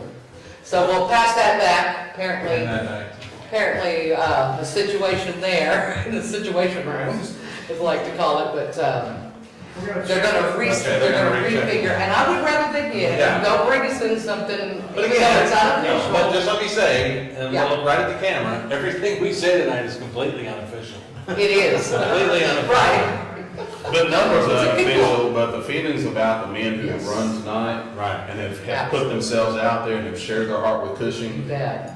that's something that we That's do real. appreciate. Right, yes. We do appreciate that, so.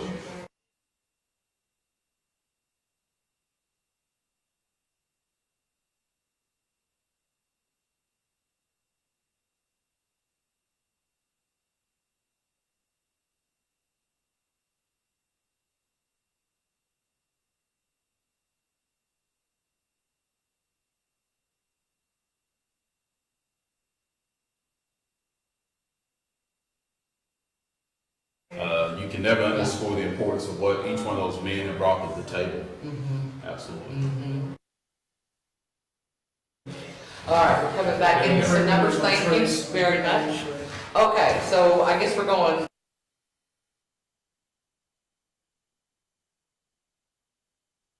So it looks like, if we were calling this, we would say that Trace 30 votes. Won this election by 30 votes, and that means Unofficial. that every vote Yes. counts. Every vote counts. Because Every Jim single- Hogarth reminds me all the time that I beat him by 24. Yes, So every vote counts. yeah. So unofficial, it looks like we have Trace as the next city commissioner by around 30 votes. Again, those numbers will be official come Friday. So we're getting ready to get the next set of numbers in for the other commissioners race. This has been interesting for me to try to do an event like this and to have you all in. I hope you've enjoyed it. You know, when it's a live event, it doesn't go totally perfect, but it's still been really, Well, I think, while you have two educational. sitting commissioners here, is there anything else you want Yeah. to talk about besides the election? Sunshine Law, right? Is there a sunshine? And we do want to talk about this sunshine law. Let's talk real quick about the Yeah. Oklahoma Open Records Act. When I was with the police department, we were governed by it, very firmly, but good. Yes. Transparency in government is critical. It helps build trust, and when you build trust, you can get things done. Right. Here at the city of Cushing, we're governed by the Open Meeting Records Act. We can't have more than 3 commissioners at any given time Right. there to discuss any city business. Discuss city business. Or it's a potential violation. But if we're here talking about the upcoming run in the park and nothing else, then we're in great shape. And I want Bobby to kind of weigh in a little bit on that from his experience. There's actually fines for that. Yes. It's not like it's just a slap on the wrist. No. There's actually fines for that.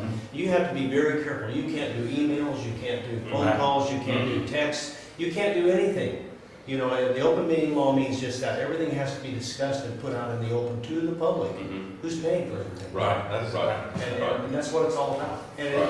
and then again, that's a state law that no one can change. Unofficial, I don't have the absentees. Okay, now, this is, they've got them both on the same ticket here, so. Absentees, but I don't have them broken out. Okay, these are the numbers for the seat that was being run for by Jim Hogarth and Brent Thompson. Unofficially, looks like 288 votes. That's including absentee votes for Jim Hogarth. And it looks like 307 votes, including absentee votes for Brent Thompson. What's that, 12, 19? That's 19 votes. Every vote counts. Okay, this is where I really want to break it down to the voters or the people that are sitting here right now. That's right. Watching us that just decided I'm not going to go vote. The same people are going to win. This, That's yeah, what they exactly. say. Same people are going to win, and there's No matter what you do. no matter what you do. No matter what you do. Recap that for me by C1 and C2, please. Okay, so seat one unofficially was, seat one was Everett and Trace, and I don't have the numbers, but. Here.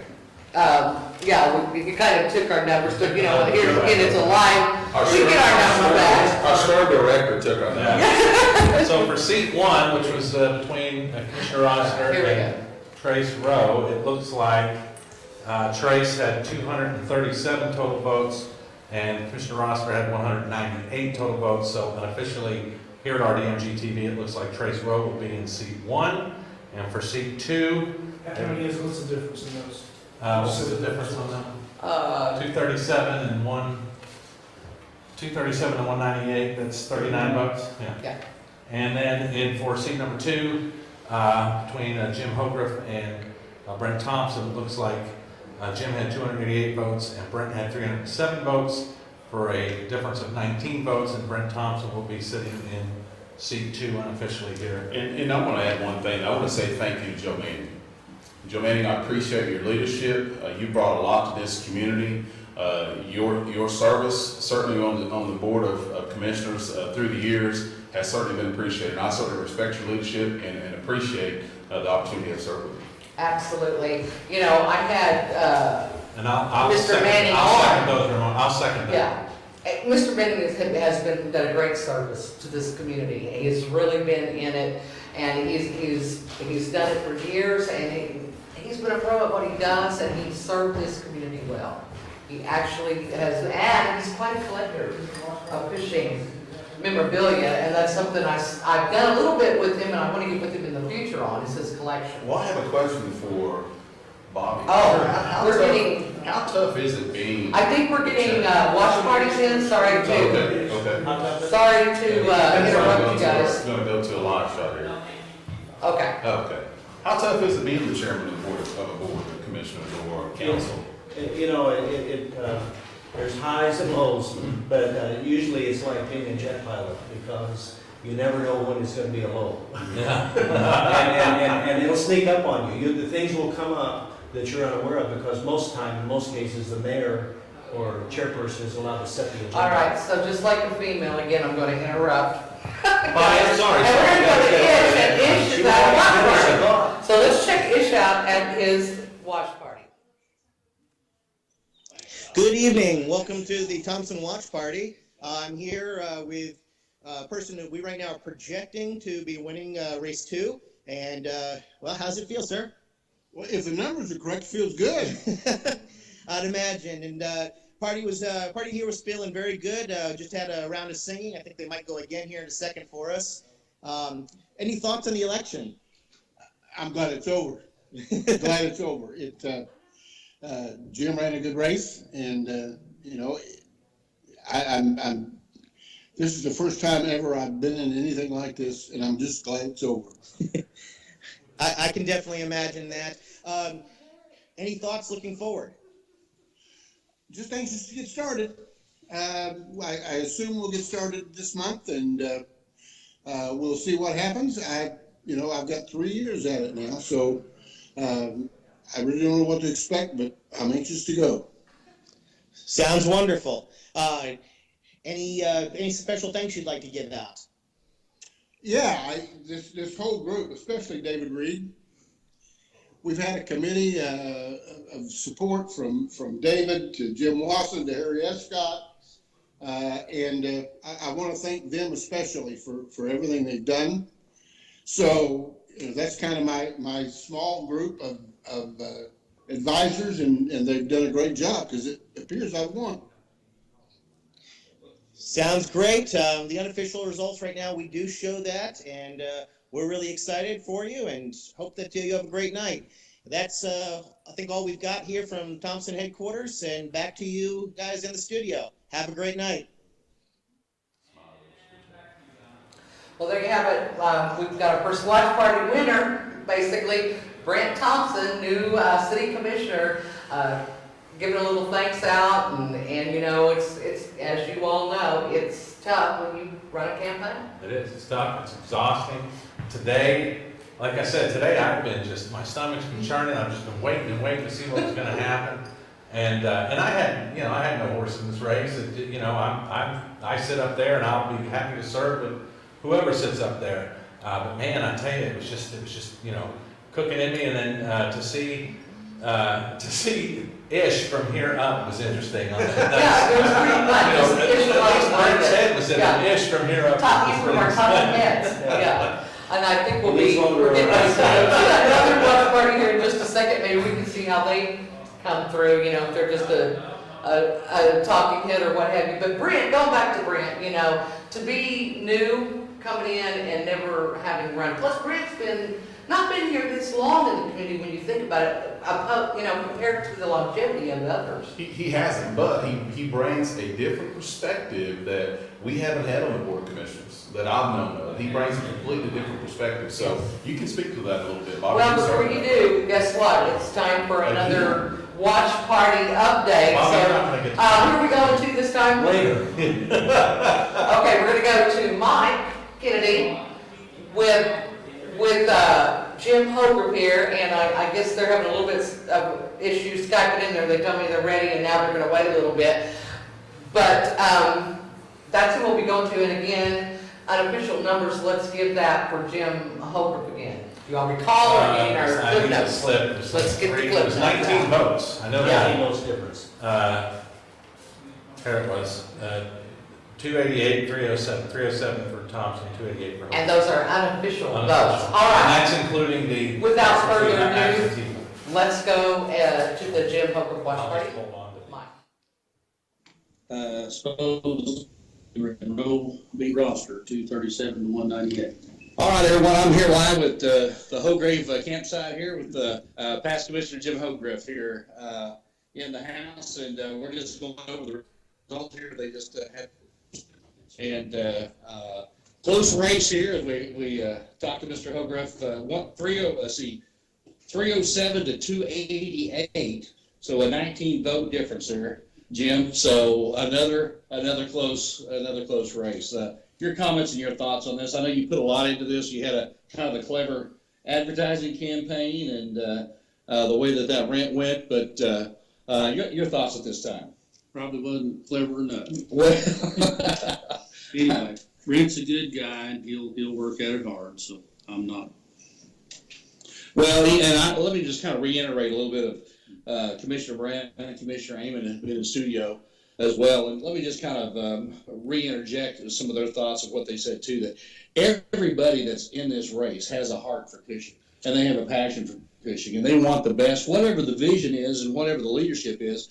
It's not wrong. It's right according to what their vision and plan is for the city. So their thoughts were reflected in that. They just gave you guys a lot of praise and accomplishment, and really appreciated what you guys have done. As far I know, you've been on the commission again, and I know you wanted to see a few other things completed from your standpoint. Hopefully, those things will still be able to be accomplished throughout the city as well. But for those guys, Commissioner Brad and Commissioner Amon, they just wanted to express their thanks and appreciation too for you guys that have put your name out there and have been willing to serve. Very good. Thanks to them for the thoughts. All right. Well, this is going to wrap it up here at the Hograve Watch Party. And again, final results on this one was Thompson 307, Jim Hograve 288. Back to you in studio. You need to bring it up a little bit. All right, so there you have it. We just heard from Jim Hogarth, Mike Kennedy on the scene of Jim's Hogarth's watch party. And as you know, it's tough. Bobby, you talked about what it felt like. It's really tough when you're on that losing side. It really hurts because you put your heart into it. You let everybody know how you feel in your community and your family and everything, and you really feel disappointed. But the best way that I ever found in my life to get over that is to get right back involved in the community in some way. It doesn't matter what it is, just get involved. The first time I ran, I was running against Gary Dietrich, and I was coaching baseball at the time with Bryant, and we were in Glenpool, and the night of the election. And I had driven a bus, and I remember Melissa texting me as I was getting off the bus to go play. I was getting off the bus, and she said, "Hey, I haven't heard anything." She goes, "I'll let you know as soon as I know." And it was in between the varsity game and the coming in now, Joe Kennedy's going to Skype in now with us, and Everett Kennedy. There's Joe.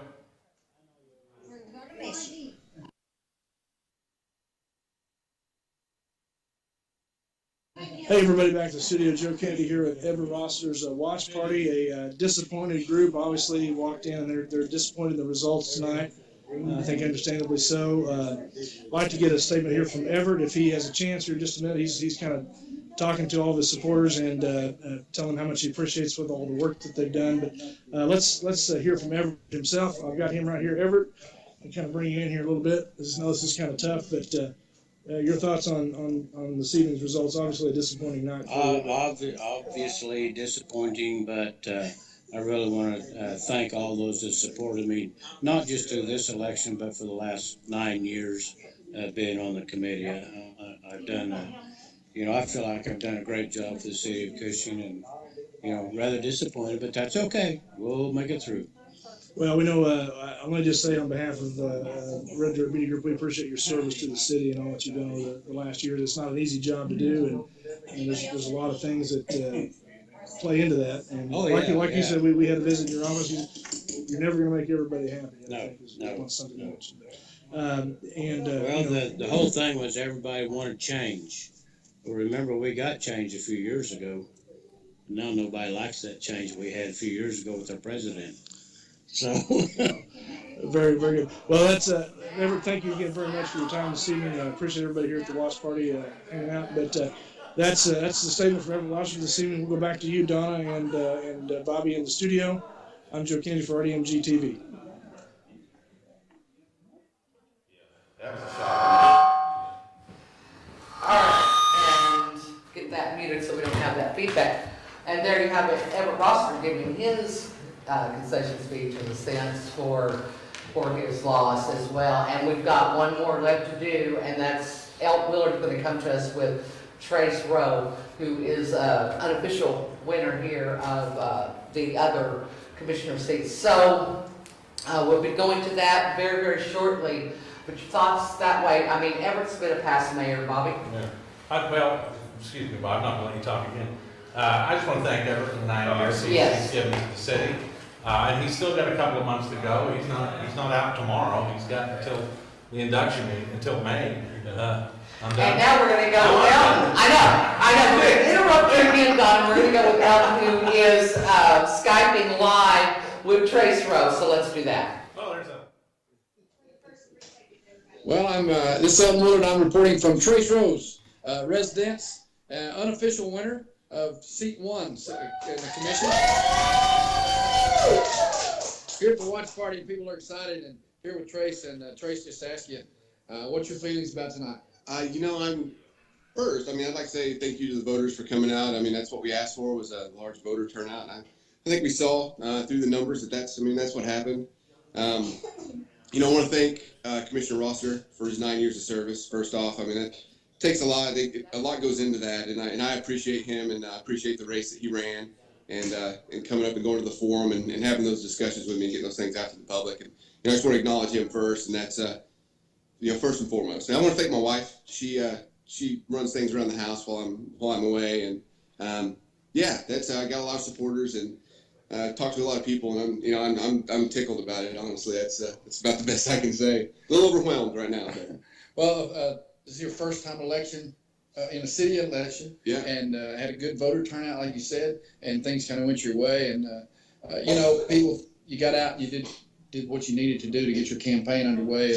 We had 4 great candidates for the races, and people spoke, and we wish the polls would have been a little better, but we did have a good voter turnout. It was a good solid turnout. Voters have spoken, and we have a happy house here tonight with Trace, and we say congratulations, and congratulations to the rest of the guys that ran in the race, and you'll be seated probably this month sometime and get your first taste of the city commission. Looking forward to getting into it.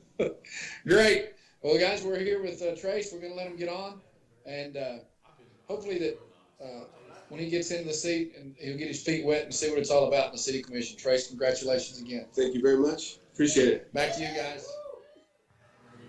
I always say don't throw around. And here we go, back live, and there you have it, Trace Rowe, first time winner, first time to throw his hat in the ring for city commission. Second time. Was it second for city commissioner? That was the second time. I recall with Lee, but that was for. He ran previously against Commissioner Rossler and Commissioner Rossler did. So second time.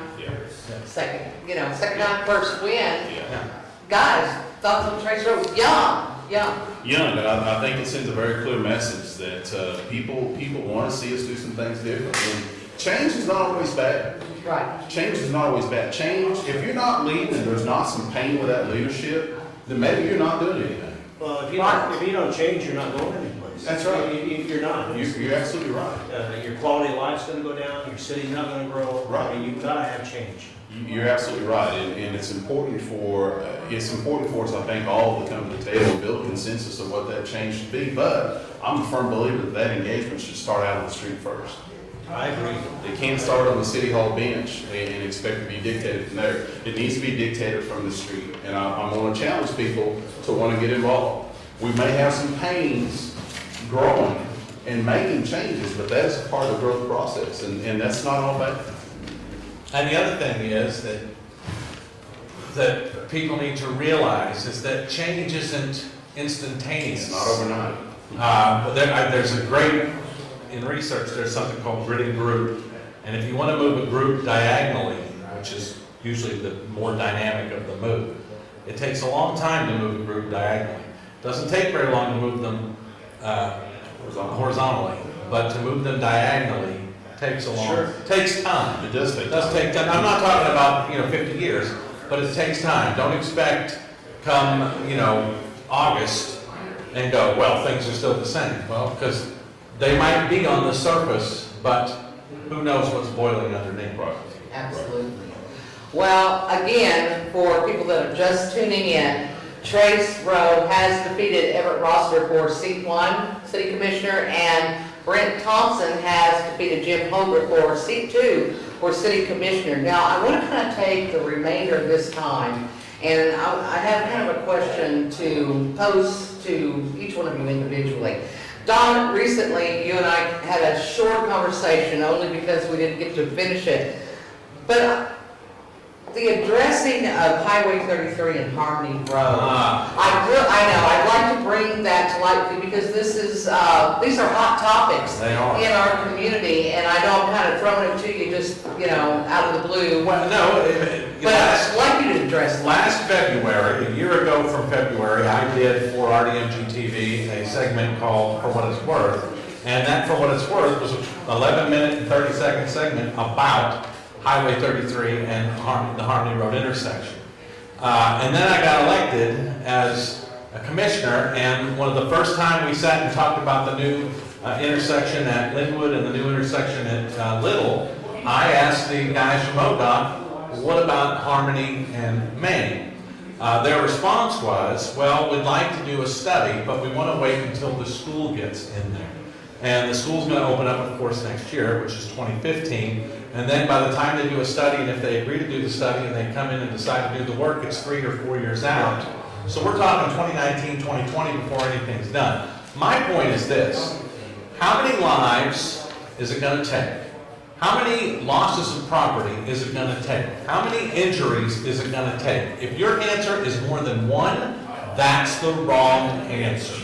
I don't know what we can do as a city. I'm going to talk to Steve about that, and I'm sure Steve will say we have to go through the ODOT process. And I will call ODOT personally, and I will even go down to Oklahoma City if need be, because something needs to be done at that intersection. It's way too dangerous, and come August, we're going to have a heck of a lot more people trying to get down to that new school, which is going to make it even worse. Well, it's an incredible hot topic right now, and although I knew you wouldn't really have an answer for me or for folks that are watching, I want them to be aware. This is sort of why I bring this up with you, and in a minute, Commissioner Brannon will speak something to you, but it's because I want people to know that are watching that you do hear what's going on as commissioners, and you do know what the hot topics in this community are, and that has definitely been a hot topic. Well, I will say this, though, too, in retrospect to that. Everett said one of the best things I've ever heard at the forum. He said, commissioners are like mushrooms. We're fed BS and we're kept in the dark. And that's kind of true to a certain extent. But Highway 33 and Harmony Road has been almost a pet peeve of mine, because I have witnessed so many accidents there. And as a driver's ed instructor, I take the kids out. I'll be out on the roads here come June. You and I did a segment about driver's ed, Donna. Yeah. I'll be taking these kids out come June, and we certainly don't make a left out of there. But does Joe want that? We certainly don't make a left out of there to come back into town, but we do drive by there. And, you know, you come up over that hill and it's 45 miles an hour at that hill, and that is less than 200. It's just a bad place. It is, and for citizens out there, that is, we are aware of that. Yeah. And I know that's gonna be addressed. Now, how it's handled, you know, we have to go through a process. You'll find out what the process is, and you'll report back to us. Now, Commissioner Brannon, on asking you about something, I'd like to talk about a way to utilize some tools to communicate better with citizens. Now, I've noted that you've been sending some emails out, and I have found those most helpful and full of detail and giving me food for thought, as well as the other folks on your list. I know social media is a big deal. It's a huge deal. What are tools that you can see this city commission group taking advantage of for this next year? Well, one of the things that I said in 2013 was that we have to be brave enough to go out and have a 360 review. And that 360 review began when we went out and did the Christian Conversations. And it also began when we launched we didn't launch, but when Carrie Siegel and I had the courage to go and participate in the forum. That was a brand new launching pad for Cushing, but I think we need to leverage technology. We need to update our website. We need to have a Facebook presence. We need to have a Twitter presence. We need to do things that are going to promote what good things are happening in the city of Cushing. We also need to create a mechanism by which people can communicate with us. That's important.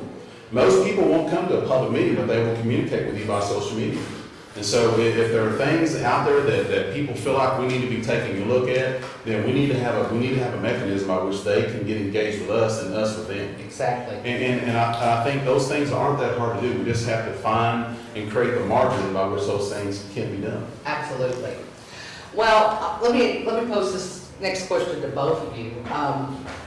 You know, we need to maybe explain after the swearing in, there's another part that takes place for city commissioners, and that is deciding who's chairman. And Bobby, in your case, it was who's mayor. But here, you know, technically we call it chairman, and some people refer to that position as mayor. Talk a little bit about that process.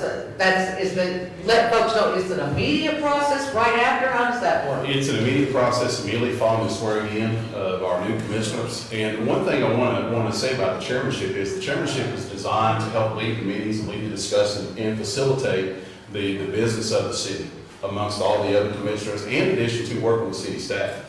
And so it's up to those commissioners that are sitting there to find someone on their board that they can believe in and trust in to serve in that role. And it could be any one of the five.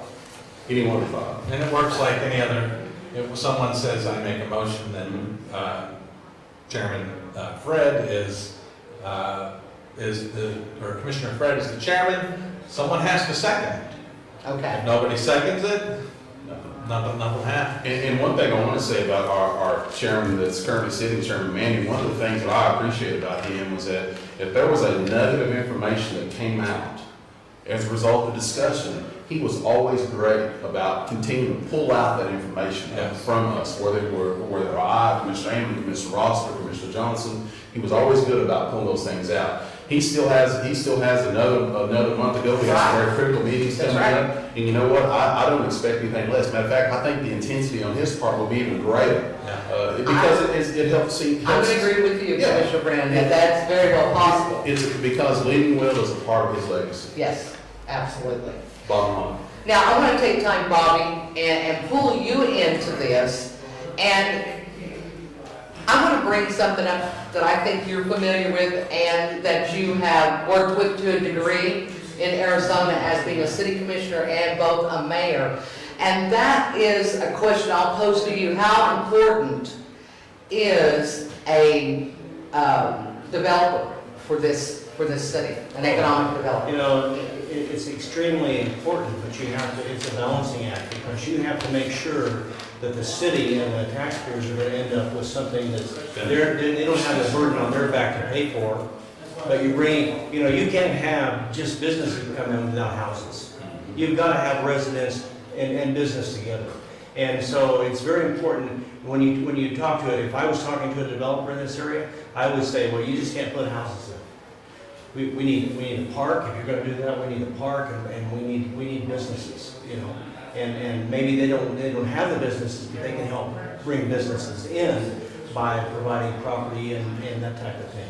But it's very important, and Cushing, I think, is prime for that. Look at everything that's going on in Stillwater. There's no reason some of that cannot be here. Perkins even, yeah, absolutely, good examples, and you know, to me, it's very important, and I wanted to say along with Terry what he said about the mayor, you know, a chairperson, whatever you want to call him. That is the person that's an example in your community, and that person has to be top line, you know, and they have to understand that when, you know, that they're putting themselves out. When the mayor goes someplace, it's not the mayor, it's Cushing going someplace. That's right. And you have to abide by that. And if you're not willing to, then you shouldn't put your hand up. Well, I think that's great. Can you all speak to what Bobby's saying and relate that to this community coming from his Arizona? Well, and I think you're right. You know, one of the things that we continuously hear is that if we're going to have positive momentum and tissue, we've got to address the housing problem. We have a terrible housing problem. In December, November, October last year, my wife and I spent time in Perkins looking at houses because there was no housing stock in Cushing. There was no housing stock here. So for me to even admit that is a big deal to me because I love Cushing. I love being here and I love serving here. I love serving here, and I didn't want to move to Perkins. My wife is a school administrator here, and one of the things that I talked about, I said, you know, this makes no sense because I can walk away from the commission seat and be fine, but you're in a leadership role here, a very critical leadership role. And you know what? If you're going to serve here as a leader, you need to live here because when you live here, you lead leadership. You have to drink the water. Yes, sir. Drive the streets. Yes, sir. And be part of the community. Absolutely. You can't do it any other way. Absolutely. And you know, I think that as someone who has sat in an executive role as a paid city employee, as a police chief, that's extremely important because if I didn't live here, I couldn't tell Commissioner Amon, I couldn't tell you that, hey, your town is safe. I live away from the city. I don't live here, but I'm going to assure you that your town is safe while I'm napping in another community. You can't do that. And so it's important to be a part of what's going on here. Yes. Anything you'd like to add to that, Commissioner Amon? No, I mean, it sums it up greatly, and I think agree with what Bobby had to say about, you know, housing is a big issue. You know, one of the things that I think came out of the forum that I thought was very interesting, and it was Bryant that brought it up, was making downtown, the upstairs, making them lofts. We talked about this yesterday. Standing one. Yeah, standing one, making them lofts. And that would bring more people down here, that would bring more people downtown, which would help the revitalization of downtown Cushing. And to add to that, I spoke with a citizen today right after Lions Club. Right after Lions Club today, that cornered me and said, hey, you know what we need here in Cushing? We need living space, livable living space in downtown Cushing. Absolutely. We're missing an opportunity by having all the empty spaces by not doing something with it. And I said, you know, that's a great point. And she had attended a symposium at OU here recently, just a few weeks ago, and was on fire. You know, I talked a little bit earlier about Stop press. We had the Rossiter row totals incorrect. Total for row was 388. Total for Rossiter was 186. It was not 39 votes. Wow. Okay. Well, let's reiterate that. Which one of you guys are going to bring in those totals? We had an incorrect total for the Rossiter row. And we do have a graphic that'll come up on your screen, but let's get that new number. Well, let's just wait till the graphic comes up, because I forgot what it was, 388. Well, you won't see the graphic. Oh, it was 388 to 194? Okay, we're going to get it right. 388 to what? Why don't you just join us? Well, can you join us? There's somebody I can probably walk right through the camera. There it is, right there. Yeah, and here he comes. So it's a live production.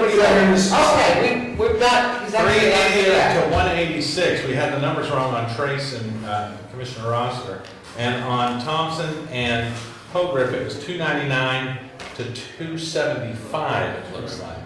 So that's now that's become another 24 vote swing on for Jim Hogriff. It looked like the deciding district for Rossiter, the precinct was precinct 2, precinct 2 is 169.93, and precinct 3 was 154.48 in favor of Trace Rowe. So those numbers, again, still unofficial, but now they're different. They're more up to date. The other thing I want to talk, can they hear me?